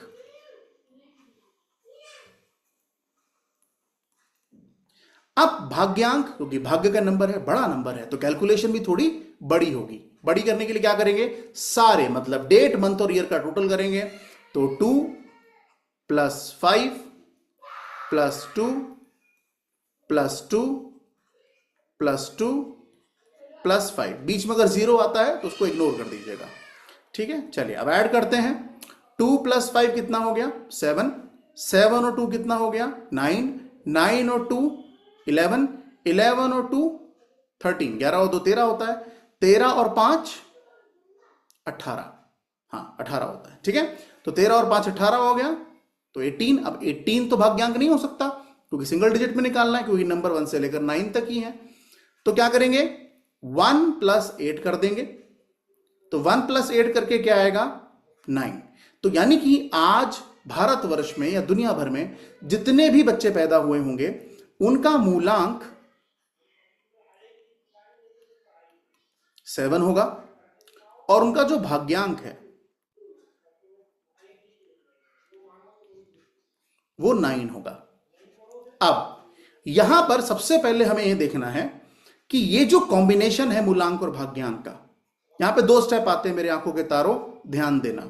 सबसे पहले जो ये कॉम्बिनेशन आता है मूलांक और भाग्यांक का, सबसे पहले हमें यह देखना है कि इस कॉम्बिनेशन में कितनी ताकत है। ये जो मूलांक और भाग्यांक का जो पेयर बनके हमारे सामने आया है, कि पेयर क्या बोलेंगे, 7 और 9। नहीं, 7 क्या है, केतु है, और 9 क्या है, मार्स है, यानी कि मंगल है। तो 7 और 9 का कॉम्बिनेशन है मूलांक 7 भाग्यांक 9 आज का। तो अब हमें यह देखना है कि 7 और 9 क्या आपस में मित्र हैं। अगर हम देखें तो 7 का कोई एनिमी तो वैसे भी नहीं है, ऑब्वियसली अगर मूलांक 7 है तो एनिमी तो नहीं होगा। मगर क्या 9, कंपैटिबिलिटी चार्ट में चेक करिए, क्या 9 फ्रेंड की लिस्ट में आता है? नहीं आता। यानी कि 7 के लिए जो 9 है वो फ्रेंड नहीं है, न्यूट्रल है। ठीक है, इसका मतलब ये कॉम्बिनेशन कोई बहुत अच्छा कॉम्बिनेशन नहीं माना जा सकता। क्यों? क्योंकि ये दोनों नंबर्स आपस में फ्रेंड वाला बॉन्ड नहीं रखते। तो इसीलिए नंबर 7 के लिए नंबर 9 अगर देखा जाए तो न्यूट्रल है, ना अच्छा ना बुरा, ओके ओके है, ठीक है, मगर बहुत अच्छा कॉम्बिनेशन नहीं है। अब यहां पर हम ये कहें कि, और कई बार मैंने इस चीज को एक्सपीरियंस किया है, आगे आपको पढ़ाऊंगा, कि जिन भी लोगों की डेस्टिनी में मैंने 9 देखा है, भाग्यांक में मैंने 9 देखा है, ऐसे लोगों की सबसे ज्यादा डिस्टर्ब अगर कोई लाइफ होती है तो वो मैरिड लाइफ होती है। यानी कि डेस्टिनी में जब 9 बैठता है, क्योंकि मंगल क्या करता है, दंगल मचाता है। मंगल क्या करता है, दंगल मचाता है। तो जितने लोगों की डेस्टिनी 9 है, वहां पर आप थोड़ा सा जब आगे पढ़ेंगे, लोगों से मिलेंगे, तो जरूर इस बात को थोड़ा सा एक्सपीरियंस करने की कोशिश कीजिएगा, अपना रिसर्च डेवलप कीजिएगा कि डेस्टिनी 9 वाले अपनी शादीशुदा जिंदगी के बारे में क्या कह रहे हैं। तो वहां पर आपको ये मिलेगा कि यार जिंदगी तो ठीक है, मगर मैरिड लाइफ उतना अच्छा नहीं है, हम उतना एंजॉय नहीं कर पा रहे हैं। तो कहीं ना कहीं डेस्टिनी में 9 प्रॉब्लम लाता है, थोड़ा दिक्कत लाता है। तो वहां पर अगर और ऊपर 7 के साथ बैठा है तो 7 इसका मतलब फ्रेंड नहीं है, तो ये कॉम्बिनेशन वाव कॉम्बिनेशन नहीं कहा जाएगा। अब यहां पर ये समझते हैं कि चलिए कॉम्बिनेशन बहुत अच्छा नहीं, हालांकि ये 81 कॉम्बिनेशंस बनते हैं। एक एक कॉम्बिनेशन को मैं अलग अलग आपको पढ़ाऊंगा, टेंशन नहीं लेने का, 6 महीने का कोर्स है, ठीक है। मगर यहां पर अभी हम सबसे पहले क्विक ये समझते हैं कि अगर ये कॉम्बिनेशन हमारा है, या आप में से किसी का है, ठीक है, या इस वीडियो को जो देख रहा होगा उसका है, तो उसके लिए कौन से नंबर उसके लिए लकी नंबर माने जाएंगे। तो यहां पर हमें ये कैलकुलेट करना है कि सर अगर 7-9 कॉम्बिनेशन है तो सर मेरे लिए लकी नंबर क्या होंगे। अब लकी नंबर की अगर हम बात करें तो कैसे निकालना है, यहां पर थोड़ा सा ध्यान देना। आप सबसे पहले आपने 7 लिखना है, उसके सामने इक्वल लगा दीजिए, फिर थोड़ा सा नीचे जाके 9 लिख दीजिए, उसके सामने इक्वल लगा दीजिए। तो 7 और 9 आपने इक्वल लग दिया। अब यहां पर आपको क्या करना है, आपको वो नंबर्स लिखने हैं जो नंबर्स 7 के लिए अच्छे नहीं हैं। अब सवाल यह है कि भैया 7 के लिए अच्छे नंबर कौन से नहीं, क्योंकि एनिमी में तो कोई मिलेगा नहीं आपको, तो आपको क्या ढूंढना पड़ेगा, न्यूट्रल ढूंढना पड़ेगा। अब 7 के न्यूट्रल नंबर क्या होंगे चेक कर लेते हैं। वो हैं 2, 7, 8, 9, ये सारे न्यूट्रल नंबर हैं 7 के। चेक कर लीजिए, ध्यान से चेक करिए कि लकी नंबर निकालते कैसे, ठीक है।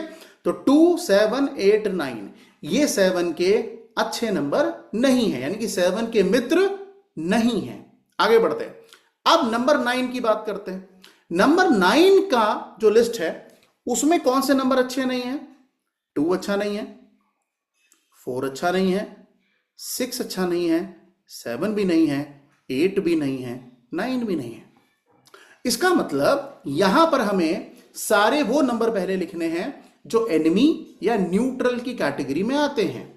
अब अगर हम 7 के हिसाब से देखें तो कोई भी नंबर एनिमी नहीं है, तो ऐसे लिखे रहने दीजिए।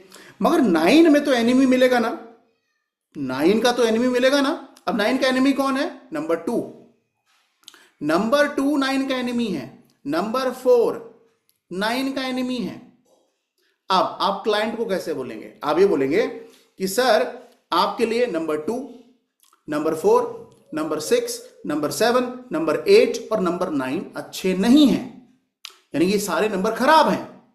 मगर सर एक होता है खराब और एक होता है बहुत खराब। क्लियर है? तो एक होता है खराब और एक होता है बहुत खराब। तो खराब की लिस्ट में कौन है? 2, 7, 8, 9 जितने भी हैं सारे खराब हैं। मगर बहुत खराब की लिस्ट में कौन सा नंबर है? नंबर 2 और नंबर 4। यानी कि 2 और 4 ऐसा नंबर है जो इस कॉम्बिनेशन के लिए सबसे खराब नंबर माना जाएगा। ओवरऑल अगर आप देखे जाए तो ये कोई भी नंबर अगर आप में से भी जिसका मूलांक 7 और भाग्यांक 9 है, मैं उसको यही सलाह दूंगा कि इन नंबर्स को अपने जीवन से बाहर करो, बाहर करो। अब सवाल यह है कि सर लिखा तो आपने लकी नंबर था, बता दिए बुरे वाले, तो लकी क्या है सर? ये तो बुरे वाले नंबर हैं। कोई बात नहीं, अभी पिक्चर बाकी है मेरे दोस्त। अब यहां पर आपको क्या करना है? आपको वो नंबर निकालने हैं या ढूंढने हैं या जो इस पूरे पेयर में कहीं आपको दिखाई नहीं दे रहे, मिसिंग नंबर हैं। अब मिसिंग नंबर कौन से हैं? इस पूरे में देखिए कि कहीं पर भी आपको नंबर 1 दिख रहा है? नहीं दिख रहा है। इसका मतलब सबसे पहले 1 लिख दीजिए, आगे बढ़ते हैं। नंबर 2 दिख रहा है? जी बिल्कुल दिख रहा है, छोड़ दीजिए।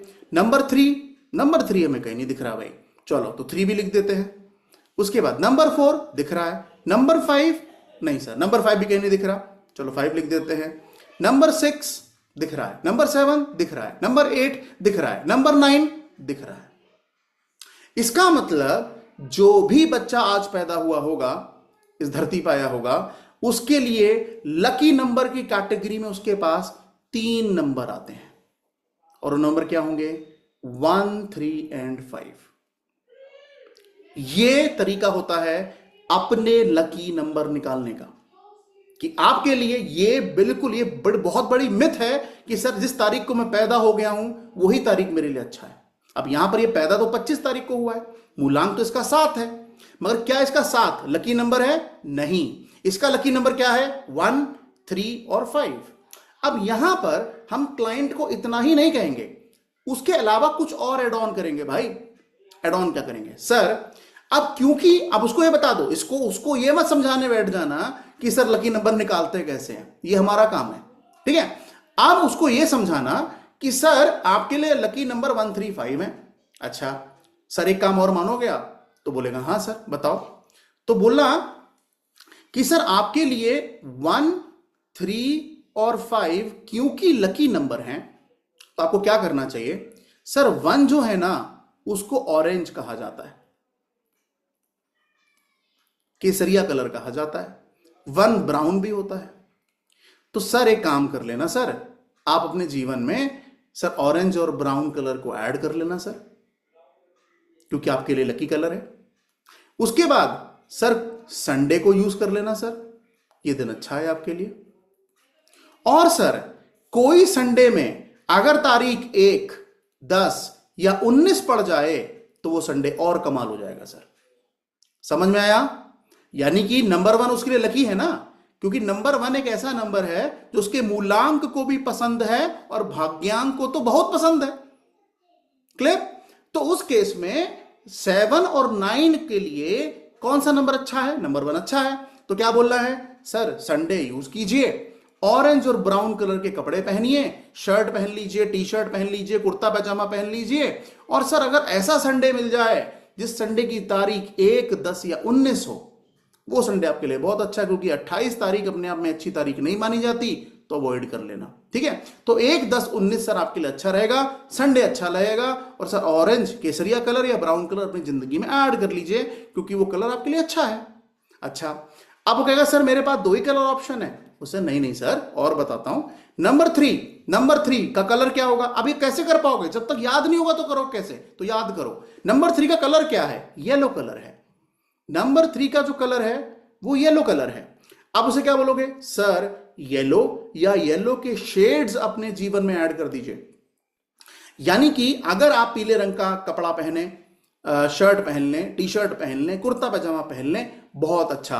अपने जीवन में थर्सडे का इस्तेमाल करें, ये दिन आपके लिए बहुत अच्छा होगा। थर्सडे का यूटिलाइजेशन कर लें। और सर थर्सडे को अगर तारीख पड़ जाए 3 तारीख, 12 तारीख, 21 तारीख या 30 तारीख सुभान अल्लाह हो जाएगा सर। कोई नया काम कर सकते हैं, कोई यात्रा कर सकते हैं, कोई अच्छी चीज कर सकते हैं, कोई नई चीज शुरुआत कर सकते हैं। तो उस ऐसा व्यक्ति जिसका मूलांक 7 और भाग्यांक 9 है, ऐसे व्यक्ति के लिए नंबर 1 भी अच्छा है और नंबर 3 भी अच्छा है। उसके बाद नंबर 5 कलर क्या जाएगा? ग्रीन। अब ग्रीन अपने आप में, जैसे येलो बहुत बड़ा कलर है, बहुत तरीके के येलो आते हैं भाई, ऐसे ही ग्रीन भी अपने आप में बहुत बड़ा कलर है। अब आपको क्या करना है? ग्रीन नंबर 5 को रिप्रेजेंट करता है। अब इसका दिन क्या होगा? वेडनेसडे। इसका दिन वेडनेसडे होगा, यानी कि उसको बोलो सर संडे थर्सडे अगर ना मिले तो सर बुधवार का यूज कर लेना सर, बहुत अच्छा दिन है, गणेश महाराज का दिन है, गणपति बप्पा मोरया का दिन है, तो सर वेडनेसडे यूज कर लेना। सर अगर इसमें सोने पे सुहागा करना है तो सर 5 तारीख हो जाए या 23 तारीख हो जाए। सर बहुत हो जाएगा, बहुत बढ़िया हो जाएगा। वो कहेगा 14, बस 14 नहीं है। बोले नहीं सर, 14 अपने आप में बहुत अच्छा नंबर नहीं माना जाता है, इसलिए सर 5 और 23 ज्यादा अच्छा है। तो कहने का मतलब यह है कि आपने बातों ही बातों में क्लाइंट को क्या बता दिया? उसका लकी नंबर क्या है। आपने बातों ही बातों में क्लाइंट को क्या बता दिया? उसका लकी कलर क्या है। आपने बातों ही बातों में क्या बता दिया कि लकी दिन क्या है, और वो दिन और लकी हो जाएगा अगर ये तारीखें पड़ जाए। तो इसीलिए सबसे पहले आपको क्या करना चाहिए? आपको अपना मूलांक और भाग्यांक पता होना बहुत जरूरी है। यह बात मैं आपको हर क्लास में याद दिलाता रहूंगा। दूसरे की जिंदगी बेहतर करने से पहले अपनी जिंदगी को बेहतर करो। यह सबसे इंपॉर्टेंट फंडा है। अपनी जिंदगी बेहतर करोगे तभी दूसरों को कर पाओगे। अगर तुम खुश होगे तो ही दूसरे को खुशी बांट पाओगे। तुम दुखी हो तो दूसरे को दुखी बांटोगे। तो इसीलिए सबसे पहले अपनी जिंदगी सुधारो, उसके बाद दूसरे की। अब यहां पर मैं कहता हूं कि सर 7 और 9, सर ये कॉम्बिनेशन जो मूलांक और भाग्यांक का कॉम्बिनेशन है, ये कॉम्बिनेशन कोई वाव कॉम्बिनेशन नहीं है, मगर फिर भी हमने इसके लकी कलर बता दिए, लकी दिन बता दिए, और उसके साथ साथ हमने ये भी बता दिया कि इसको कौन से कलर के कपड़े पहनने चाहिए। अब यहां पर हमें यह समझना होगा कि सर मूलांक और भाग्यांक को न्यूमरोलॉजी में इतना इंपॉर्टेंस क्यों दिया जाता है। यानी कि मैं क्यों कहता हूं कि अगर आपका जो मूलांक है और जो भाग्यांक निकल के आता है, ये दोनों नंबर आपकी फ्रेंड लिस्ट में ही होने चाहिए, एनिमी और न्यूट्रल में नहीं। ऐसा इसलिए है क्योंकि आपकी जिंदगी को जो ड्राइव करता है ना नंबर, वो मूलांक और भाग्यांक है। आपकी ग्रिड नहीं करती, ठीक है, आपकी कॉम्बिनेशन कोई और नहीं करते, कौन सा नंबर कितनी बार रिपीट हो रहा है ये नहीं करता। सबसे ज्यादा इंपॉर्टेंट, इसीलिए कई बार काफी सारे लोग इसको ड्राइवर और कंडक्टर भी कहते हैं। तो ड्राइवर और कंडक्टर इन लकी नंबर्स को क्यों नहीं कहा गया? अब 7 और 9 के कॉम्बिनेशन में ड्राइवर और कंडक्टर 1 को, 3 को, 5 को क्यों नहीं कहा गया? अगर 1, 3, 5 ड्राइव नहीं कर रहे हैं तो उनको ड्राइवर कैसे कह सकते हैं? तो इसीलिए आपके जीवन में लकी नंबर से भी ज्यादा इंपॉर्टेंट कौन सा नंबर है कि अब वाले ने आपको मूलांक और भाग्यांक क्या दिया है। अब आप इसको ऐसे समझ लीजिए कि अगर आपने अपना मूलांक और भाग्यांक निकाला, अब मूलांक और भाग्यांक निकालने के बाद आपको पता लगा यार जो मेरा मूलांक है ना, उसके साथ जो मेरा भाग्यांक आ रहा है ना, वो उसका मित्र है। लेट सपोज, मान लीजिए किसी व्यक्ति का मूलांक 1 है, अब मूलांक 1 है, अब उसका भाग्यांक 9 आ गया। मूलांक क्या है? 1, भाग्यांक क्या है? 9। अब आप मुझे बताइए कि 1 और 9 आपस में मित्र हैं? Answer is yes. इसका मतलब अगर 1 और 9 आपस में मित्र हैं तो ऐसे व्यक्ति की जिंदगी औरों के मुकाबले ज्यादा बेहतर, औरों के मुकाबले ज्यादा जल्दी कामयाबी और ज्यादा अच्छा जीवन बिताने का इसको मौका मिलेगा। यानी इसकी लाइफ में ऐसा नहीं कि चैलेंजेस नहीं होंगे, मगर चैलेंजेस से बाहर निकलने का जो रास्ता है 1 और 9 या ऐसे कॉम्बिनेशंस को जल्दी मिल जाएगा और वो ज्यादा अच्छा जीवन बिता पाएंगे। तो इसीलिए जब भी कोई व्यक्ति मुझे फोन या मैसेज करता है कि सर मैं अपने बच्चे का डिलीवरी डेट निकलवाना चाहता हूं, तो मैं हमेशा फोकस किस बात पे करता हूं? मैं ये नहीं देखता कि उसके लकी कलर्स क्या होंगे, लकी नंबर क्या होंगे। मैं सबसे पहले ये देखता हूं कि इस बच्चे को मैं मूलांक क्या देने वाला हूं और इस बच्चे को मैं भाग्यांक क्या देने वाला हूं। बाकी तो ऊपर वाले की मेहर है, कभी मेरी बात सच हो जाती है, कई बार नहीं भी होती है। मैं डेट दे दूं उसके बावजूद भी डिलीवरी नहीं होती है, क्योंकि डिवाइन पावर है भाई, उसके आगे थोड़ी है कुछ। मगर हम इसको बस एक टूल की तरह इस्तेमाल कर सकते हैं कि सर ये डेट आपके लिए अच्छी है, आप इस डेट पर डिलीवरी कर सकते हैं। तो आप ऐसे समझ लीजिए कि मूलांक और भाग्यांक आपकी जिंदगी के, जैसे आप एक बैलगाड़ी में बैठे हैं, एक बैल आपका मूलांक है और दूसरा बैल आपका भाग्यांक है। अब मूलांक और भाग्यांक दोनों बैल हैं, उस बैलगाड़ी में पीछे आप बैठे हैं। अब अगर ये दोनों आपस में मित्र हैं, दोनों को एक दूसरे से को देखकर आनंद आ रहा है, तो आप मुझे बताइए बैलगाड़ी बढ़िया चलेगी कि नहीं चलेगी? क्योंकि आप तो पीछे बैठे हैं ना, आपके हाथों में कोई कंट्रोल नहीं है, वो तो बैलों की स्थिति है। तो बैल अगर मित्र हैं तो जिंदगी कैसी होगी? आसान, बढ़िया, मस्त। जैसे एक अच्छा कॉम्बिनेशन क्या है? 5 और 1। 5 और 1 भी एक बहुत अच्छा कॉम्बिनेशन माना जाता है। क्यों? क्योंकि 5 क्या है? बेटा, 1 क्या है? पिता। कॉम्बिनेशन फंटास्टिक कॉम्बिनेशन है।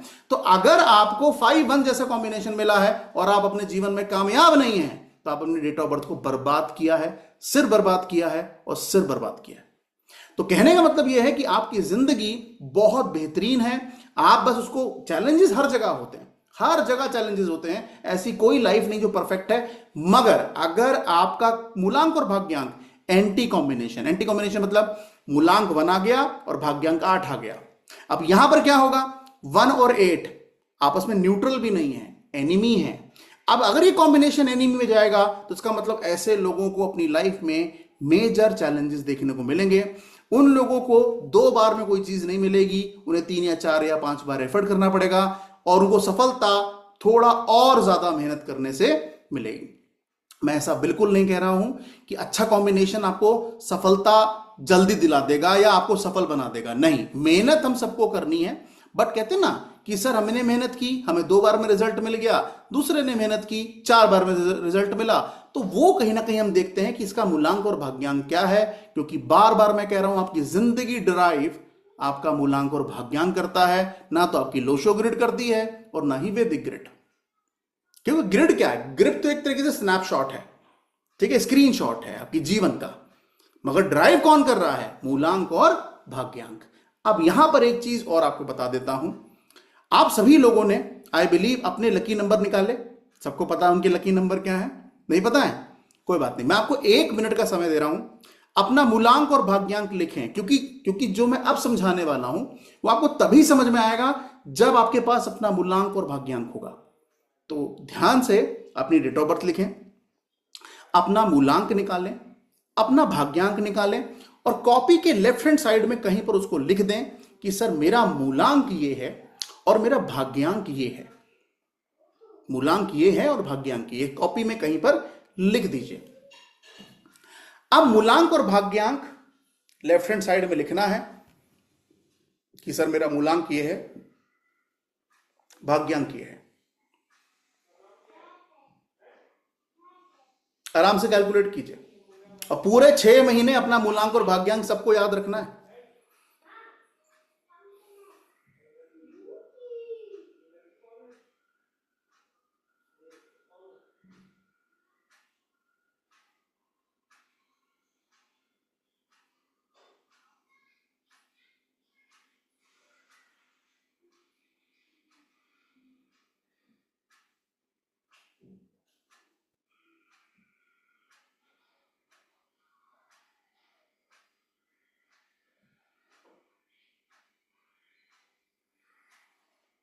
डन?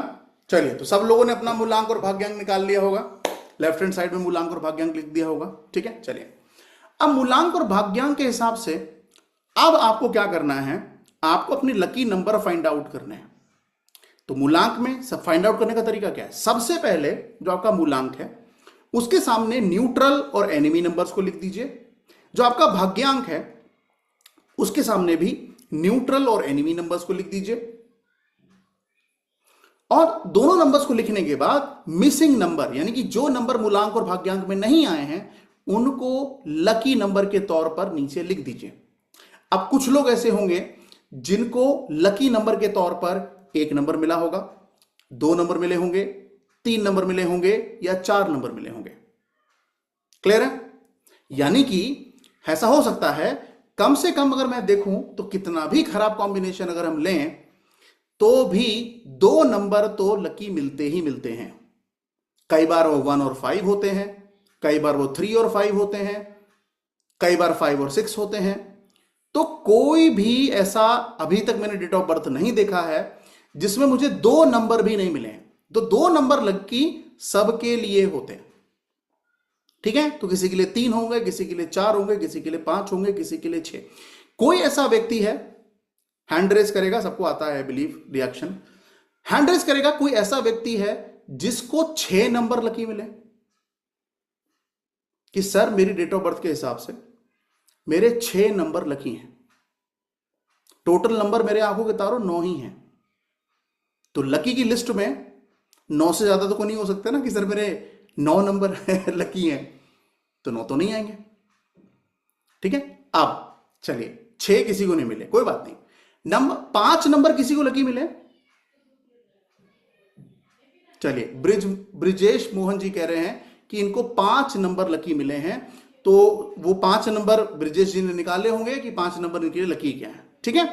अब यहां पर ये समझ लीजिए कि जितने नंबर आपके लिए लकी हैं, जो साल का ड्यूरेशन होता है ना वो 9 साल होता है। अगर हम डिवाइड करें तो हर नंबर एक एक बार आता है, तो 9 साल चलेगा।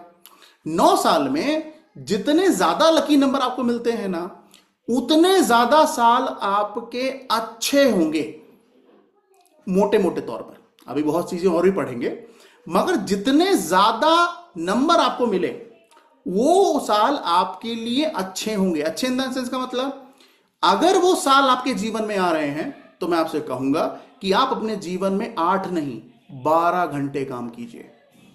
अगर वो साल आपके जीवन में आ रहे हैं, कई बार लोग समझते हैं कि अच्छे साल का मतलब यह है कि सर ने बोल दिया है ये साल मेरे लिए अच्छा है तो कुछ करने की जरूरत नहीं है। अच्छे साल का मतलब यह नहीं होता है, अच्छे टाइम का मतलब यह नहीं होता है।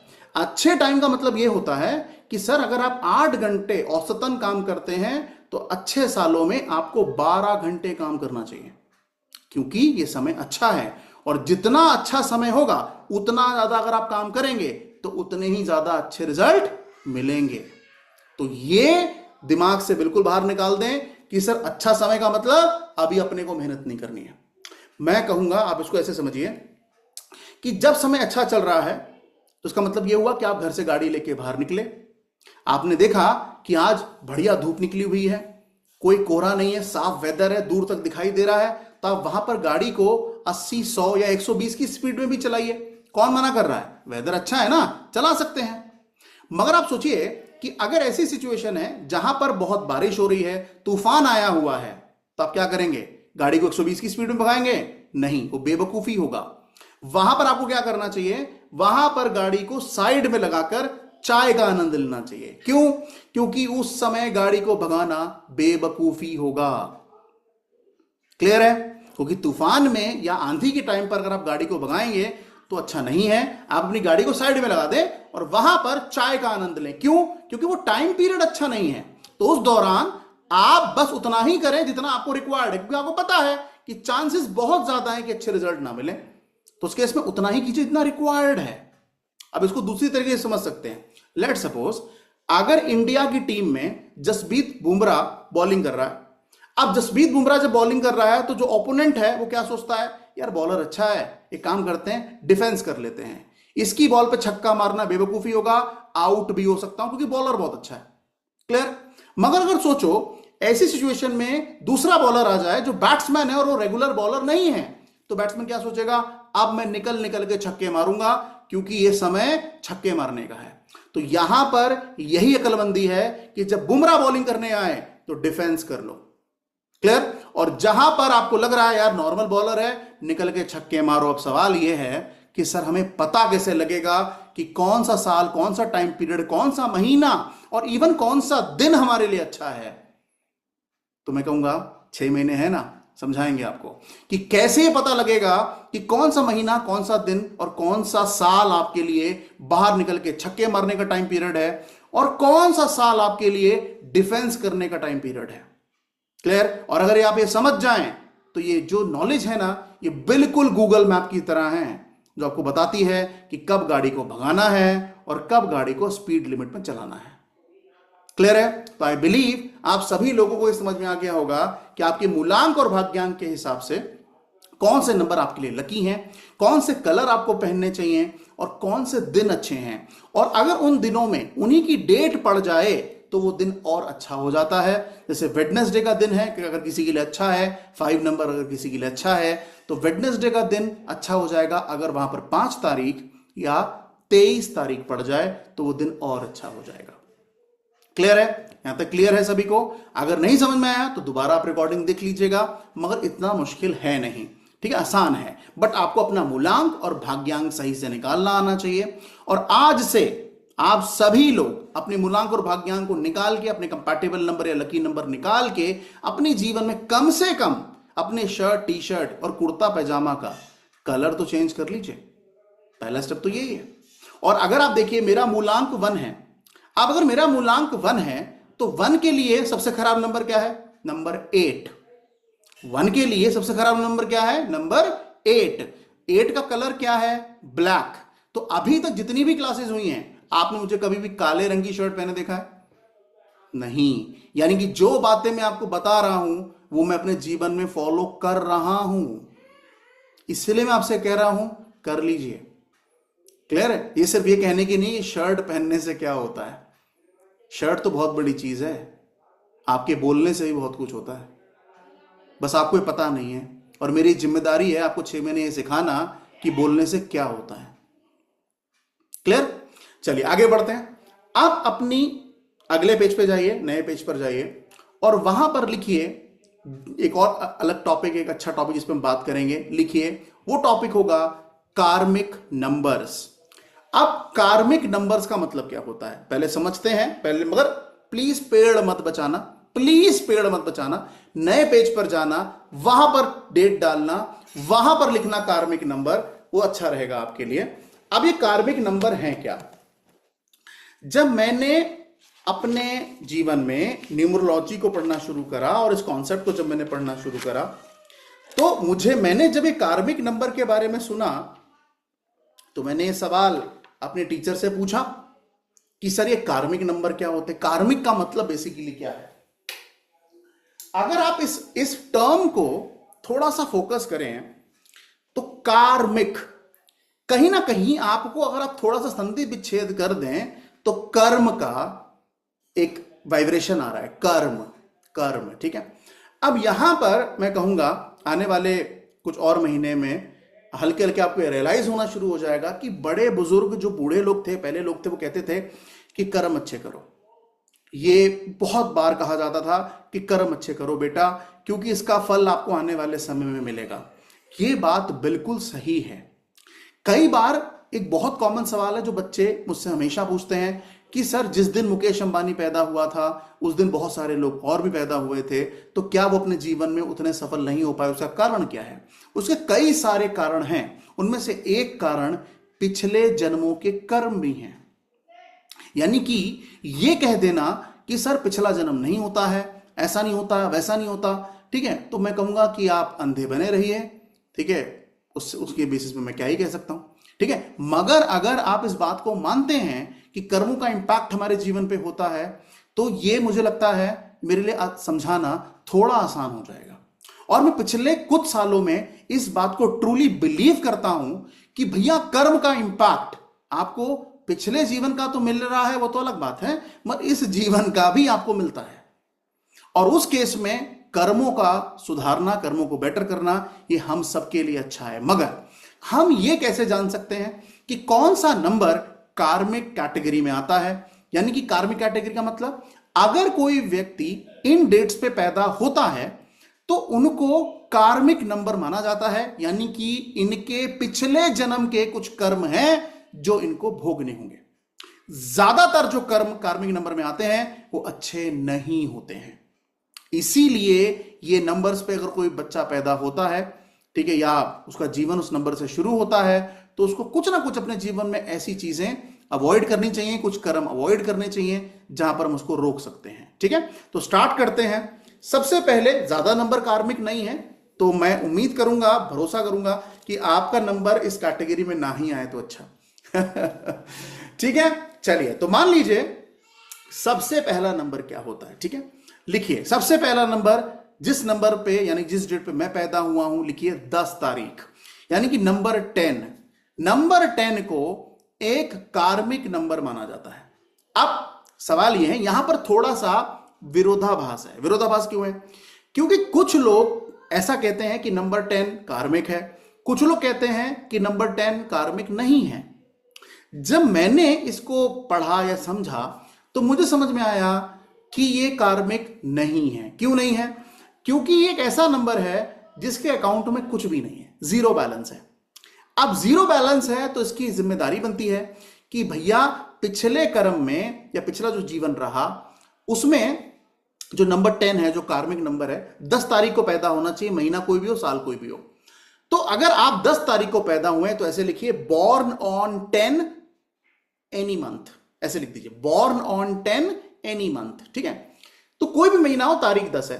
अब अगर आप 10 तारीख को, ऊपर वाला आपको 10 तारीख को दुनिया में लाता है तो इसका मतलब यह है कि आपने अपने पिछले जन्म में, जो आपका पिछला जन्म रहा होगा, आपने अपने पिछले जन्म में 2 अच्छे काम और 2 खराब काम किए हैं। इसका मतलब क्या हुआ कि 2 अच्छे काम और 2 खराब काम किए हैं। अब 2 अच्छे 2 खराब मतलब, जैसे मान लो मैथमेटिक्स कहता है ना +2 -2, मैथ्स क्या कहता है, अगर +2 किया है -2 किया है तो नेट इफेक्ट क्या है, 0। इसका मतलब यह हुआ कि आप पीछे का बोझ अपने जीवन पे नहीं लेके आ रहे हैं, पिछले कर्मों का बोझ आपके जीवन पे नहीं है। इसीलिए बहुत सारे लोग मानते हैं कि नंबर 10 कार्मिक नंबर नहीं है, क्योंकि पिछले जन्म में उसने जो किया है, अच्छा जो बुरा, वो वहीं का वहीं खत्म है, नेट इफेक्ट 0 है। तो बंदा ये प्योर है, और भैया जैसे ये कर्म इस जीवन में करेगा वैसा ही आने वाले समय में या आने वाले जीवन इसके होंगे, इसका बर्थ वैसा रहेगा, ठीक है। तो नंबर 10 का मतलब 2 अच्छे काम 2 बुरे काम, तो आपका बैलेंस 0 है। बैलेंस 0 का मतलब, अगर आप 10 तारीख को पैदा हुए हैं तो मैं आपको एक सलाह जरूर देना चाहूंगा कि जितने भी साल आप इस दुनिया में रहें, अगर आप 10 तारीख में पैदा हुए हैं, जितने भी साल आप इस दुनिया में रहें, मैं कहूंगा अपना ब्लेसिंग अकाउंट बढ़ाएं। यानी अपने जीवन में ऐसे काम करते रहें करते रहें करते रहें करते रहें जिससे आपको यूनिवर्स की या आम जनता की दुआ मिलती रहे।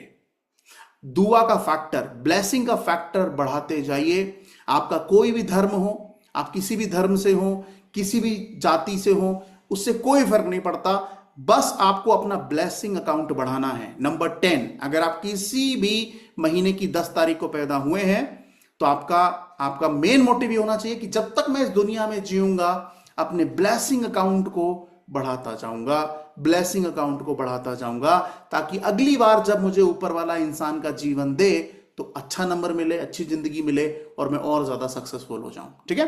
तो बॉर्न ऑन 10, 2 अच्छे काम 2 खराब काम। तो सजेशन क्या है कि भैया अपना ब्लेसिंग अकाउंट बढ़ाओ, ये नंबर 10 को सजेशन है, ठीक है। आगे बढ़ते हैं।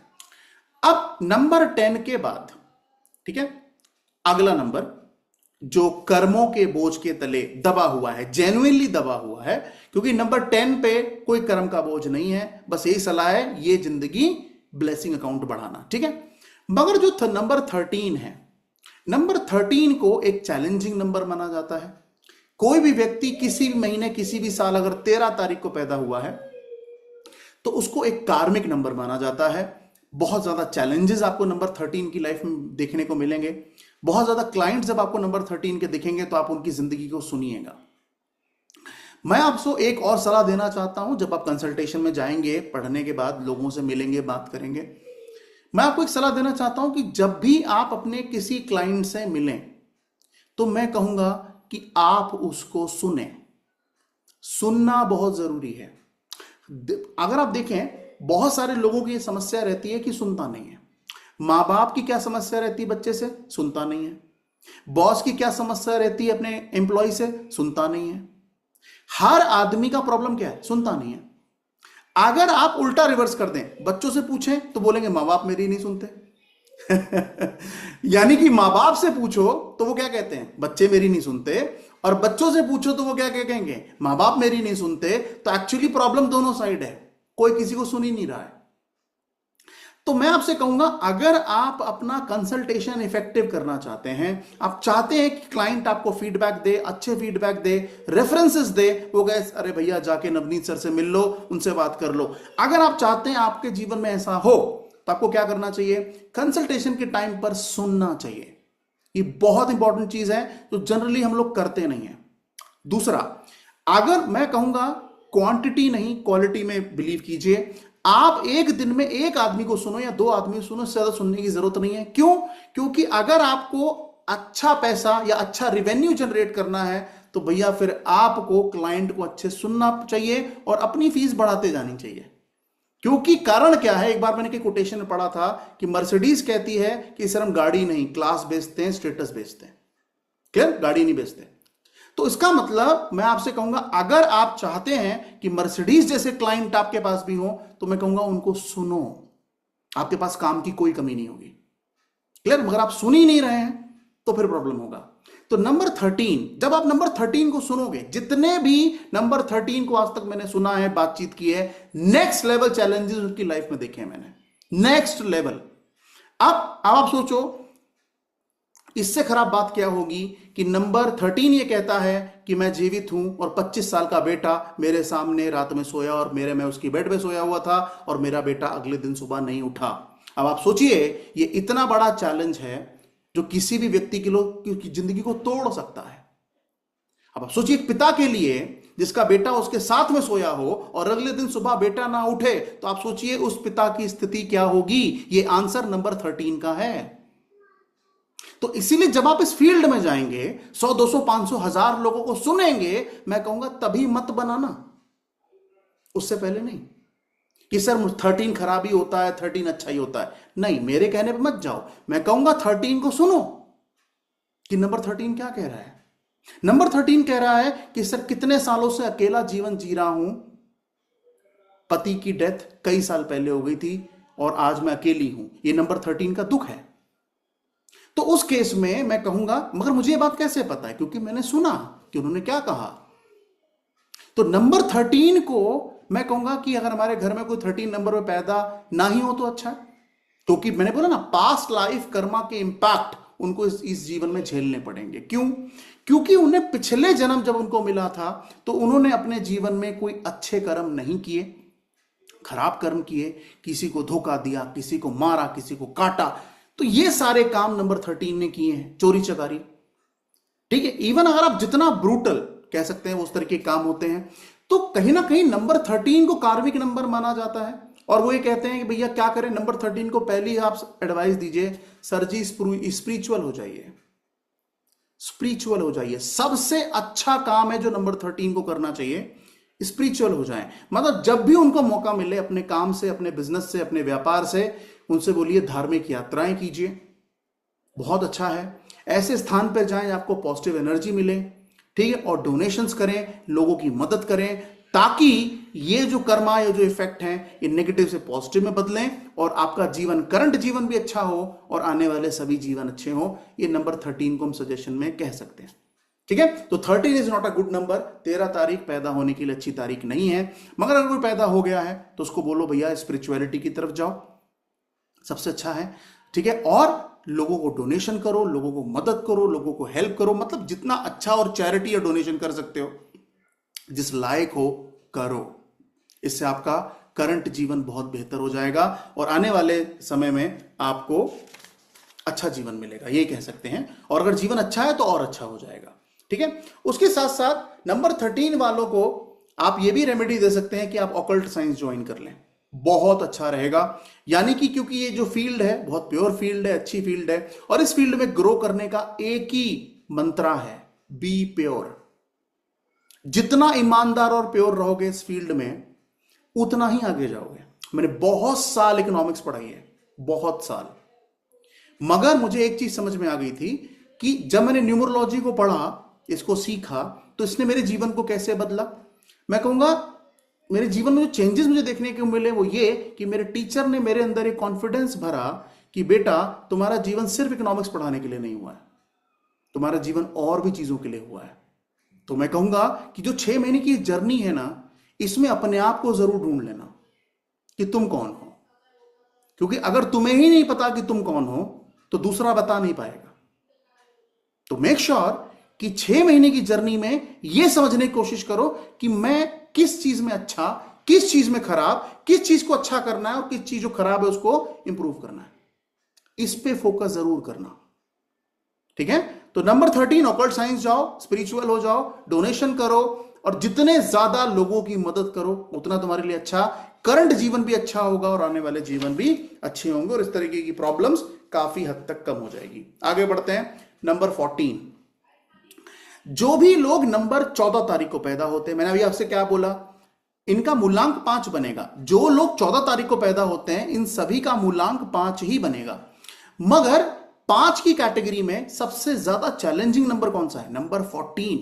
नंबर 14 के जो स्ट्रगल्स हैं वो आपको अपनी कंसल्टेशन में लोगों से बात करते हुए देखने को मिलेंगे और उस दिन आप जरूर मान जाएंगे कि नवनीत सर ने पढ़ाया था यार 25 तारीख को कि नंबर 14 के चैलेंजेस नेक्स्ट लेवल हैं। तो वो आप तब वहां रिलेट कर पाएंगे, अच्छा नंबर 14 के चैलेंजेस थोड़े इसलिए ज्यादा है क्योंकि ये कार्मिक नंबर है। अब ये कार्मिक नंबर क्यों है? इन्होंने अपने पिछले लाइफ में ऐसा क्या किया जिसकी वजह से इनको ये नंबर मिला और ये चैलेंजेस अपनी लाइफ में ये झेल रहे हैं। सबसे पहले जो नंबर 14 है ना, एक चीज, हालांकि ये कार्मिक में मत लिखना, ये मैं आपको एक्सपीरियंस बताता हूं। कार्मिक नंबर की एक्सप्लेनेशन मत लिखना, मगर एक्सपीरियंस ये कहता है कि जब मैं नंबर 14 को मैंने स्टडी किया, जो 14 तारीख को पैदा होते हैं, इनके जीवन में एक ऐसा योग बन जाता है जिसकी वजह से या तो ये ऐसे घर में पैदा होते हैं जहां पर डिस्प्यूट्स पहले से चल रहे होते हैं, या फिर ये ऐसे सिचुएशन, ऐसे कर्म अपने जीवन में करते हैं जिसकी वजह से इनके जीवन में डिस्प्यूट्स होते हैं। अब ये जो डिस्प्यूट होते हैं ना, वो डिस्प्यूट में इनके जीवन में आता कौन है? या तो सफेद कोट या तो काला कोट। अब सफेद और काला कोट क्या है? सफेद कोट क्या है? डॉक्टर। काला कोट क्या है? आपका वकील। अब ये सफेद कोट और काला कोट आता है, क्यों आता है? क्योंकि ये ऐसे योग क्रिएट करता है नंबर 14 जो ऐसे व्यक्ति को या तो ऐसे परिवार में पैदा करता है जहां पर प्रॉपर्टी या कोर्ट के रिलेटेड कोई डिस्प्यूट चल रहा होता है, या फिर ऐसे घर में पैदा करता है जहां पर इनको अस्पताल के चक्कर लगाने पड़ते हैं, दूसरे की वजह से भी और खुद की वजह से भी। तो इसीलिए नंबर 14 का जो एक्सपीरियंस मेरा रहा है वो उतना अच्छा नहीं रहा है। नंबर 14 को कई बार केसेस इस बेसिस पे भी मिल जाते हैं कि उन्होंने किसी से शादी की, वो छोड़ के चला गया। तो ऐसे भी केसेस, मैं आपको वो सारी बातें बता रहा हूं जो मैंने अभी तक अपने क्लाइंट के मुंह से सुनी है, क्योंकि जब भी मैं क्लास लेने आता हूं तो ये कोई स्क्रिप्ट थोड़ी है कि जो मैं बोलूंगा और आप लिखेंगे, ये कोई स्क्रिप्ट नहीं है। तो इसीलिए कहीं ना कहीं अगर मैं कहूंगा 5 साल बाद आप कभी मुझे कहीं पढ़ाते हुए देखेंगे, क्लास ज्वाइन कर लेंगे, तो आप जरूर पाएंगे कि सर 5 साल पहले नवनीत सर ने यह बात कही थी, पर 5 साल बाद नवनीत सर ने यह एक और बात कही है। क्योंकि मैं हमेशा मानता हूं, if you want to earn more you have to learn more. तो जितना आप सीखेंगे उतना आप कमाएंगे। तो सीखने की प्रक्रिया कभी बंद नहीं होनी चाहिए। तो इसीलिए नंबर 14 का जो अनुभव मेरा रहा कि अगर मुझे तारीख देनी जाए, भाई बच्चों क्या तारीख दे, 5 दे, 14 दे, 23 दे, मैं कहूंगा 23 तारीख बहुत अच्छी तारीख है, 23 दे दीजिए, 14 अवॉइड कर लीजिए। पहली बात तो 14 अच्छा नंबर नहीं, दूसरा कार्मिक भी है। अब 14 नंबर कार्मिक क्यों कहा जाता है? कार्मिक की एक्सप्लेनेशन क्या है नंबर 14 की? नंबर 14 को कार्मिक इसलिए कहा जाता है क्योंकि ये ऐसे लोग रहे थे पिछले जन्म में जहां पर लोगों ने इनके ऊपर विश्वास किया, लोगों ने इनको फ्रीडम दिया, आजादी दी, और इन्होंने उस फ्रीडम का नाजायज फायदा उठाया। यानी कि एक्सप्लेनेशन क्या है कि इनको क्या मिला? आजादी मिली, फ्रीडम दिया, परिवार वालों ने, दोस्तों ने, रिश्तेदारों ने फ्रीडम दिया। जो फ्रीडम या जो भरोसा इन पे किया गया, इन्होंने उस भरोसे को कायम नहीं रखा, उस फ्रीडम का इस्तेमाल अच्छी तरीके से नहीं किया, उसका दुरुपयोग किया। तो दुरुपयोग करना अच्छा साबित नहीं हो रहा, तो इसीलिए नंबर 14 को कार्मिक नंबर कहा जाता है। जैसे एग्जांपल के तौर पर, अगर मान लो कि किसी दुकान वाले ने, किसी दुकान मालिक ने इनको कहा कि दुकान तू संभाल ले, मैं 4 दिन 5 दिन बाद आऊंगा, कहीं घूमने जा रहा हूं, तो इन्होंने क्या करा? उस दुकान के सामान को गलत दामों पे बेचना शुरू कर दिया, चोरी कर ली, झूठ बोल दिया, यानी कि आजादी मिली 5 दिन 6 दिन, इन्होंने क्या करा, उस आजादी पे जो भरोसा जीतना चाहिए था, इन्होंने भरोसे को तोड़ा, इन्होंने इस फ्रीडम को यूटिलाइज नहीं किया अच्छी तरीके से। इसीलिए नंबर 14 को आप देखेंगे कि ये अपने प्रोफेशनल लाइफ में भी बहुत चैलेंजेस देखते हैं। हालांकि ऐसा नहीं मैं कह रहा हूं कि नंबर 14 सक्सेसफुल नहीं होंगे, बिल्कुल होंगे, मगर अगर आप कंपैरिजन करेंगे 23, 14 और 5 में, तो कहां आपको चैलेंजेस ज्यादा मिलेंगे? नंबर 14 में। चाहे वो हेल्थ हो, चाहे वो करियर हो, चाहे वो मनी हो, चाहे वो रिलेशनशिप हो, कहीं पर भी अगर आप देखेंगे, और मैं हमेशा कहता हूं HRCM, हेल्थ, रिलेशनशिप, करियर और मनी, ये 4 ही सेक्टर हैं जिस पे क्लाइंट आपसे सवाल पूछता है। 5वां सवाल तो आज तक नहीं मिला मुझे। तो इसीलिए नंबर 14 को थोड़ा सा हम अवॉइड करके चलेंगे। कार्मिक नंबर है, पीछे का बोझ लेके आ रहे हैं काइंड ऑफ, ठीक है, मगर 23 और 5 के साथ ऐसी कोई कंडीशन नहीं है। आगे बढ़ते हैं, अगला कार्मिक नंबर लिखिए। अगला कार्मिक नंबर आता है जो one of the challenging number है, 13 जितना ही चैलेंजिंग ये भी है, नंबर 16, 16 नंबर, ठीक है। रेमेडीज फॉर 14, रेमेडी तो लास्ट में आएगी गौरव जी अभी तो पढ़ते जाइए, ठीक है। तो नंबर 16, 16 तारीख को जो लोग पैदा होते हैं, महीना कोई भी हो, साल कोई भी हो, तारीख 16 है, तारीख 16। अब तारीख 16 वालों को, अगर मैं 14 वालों को सजेशन दूं, जैसे शरद जी बोल रहे सजेशन, क्या सजेशन? यही, बेईमानी मत करो ठीक है, बेईमानी मत करो, यही सजेशन है। जो तुमने पास्ट लाइफ में किया है उसको अवॉइड कर लो यार। कोई तुम पे भरोसा कर रहा है, भरोसे को कायम रखो। कोई तुम्हें फ्रीडम दे रहा है, उसका गलत इस्तेमाल मत करो, यही सजेशन है, ठीक है। नंबर 16। अब नंबर 16, अब 16 तारीख को कोई बंदा पैदा हुआ है, 16 तारीख का मूलांक क्या बनेगा? 7। जो भी व्यक्ति 16 तारीख को पैदा हुआ है उसका मूलांक क्या बनेगा? 7, 7 तारीख बनेगा। अब 7 उसका मूलांक होगा। 16 तारीख को पैदा हो गया, 7, 16, 25 3 तारीख है, महीना कोई भी हो, 7, 16, 25 3 तारीख है जिनका मूलांक 7 ही बनेगा।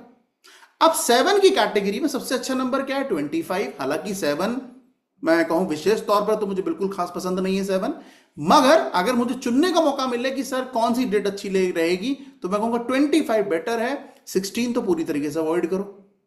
अब 16 नंबर कार्मिक क्यों है? इन्होंने पिछले जन्म में क्या किया है? इन्होंने किया है प्यार में धोखा। पहली लाइन लिखो 16 वालों के लिए, इन्होंने क्या किया है? प्यार में धोखा।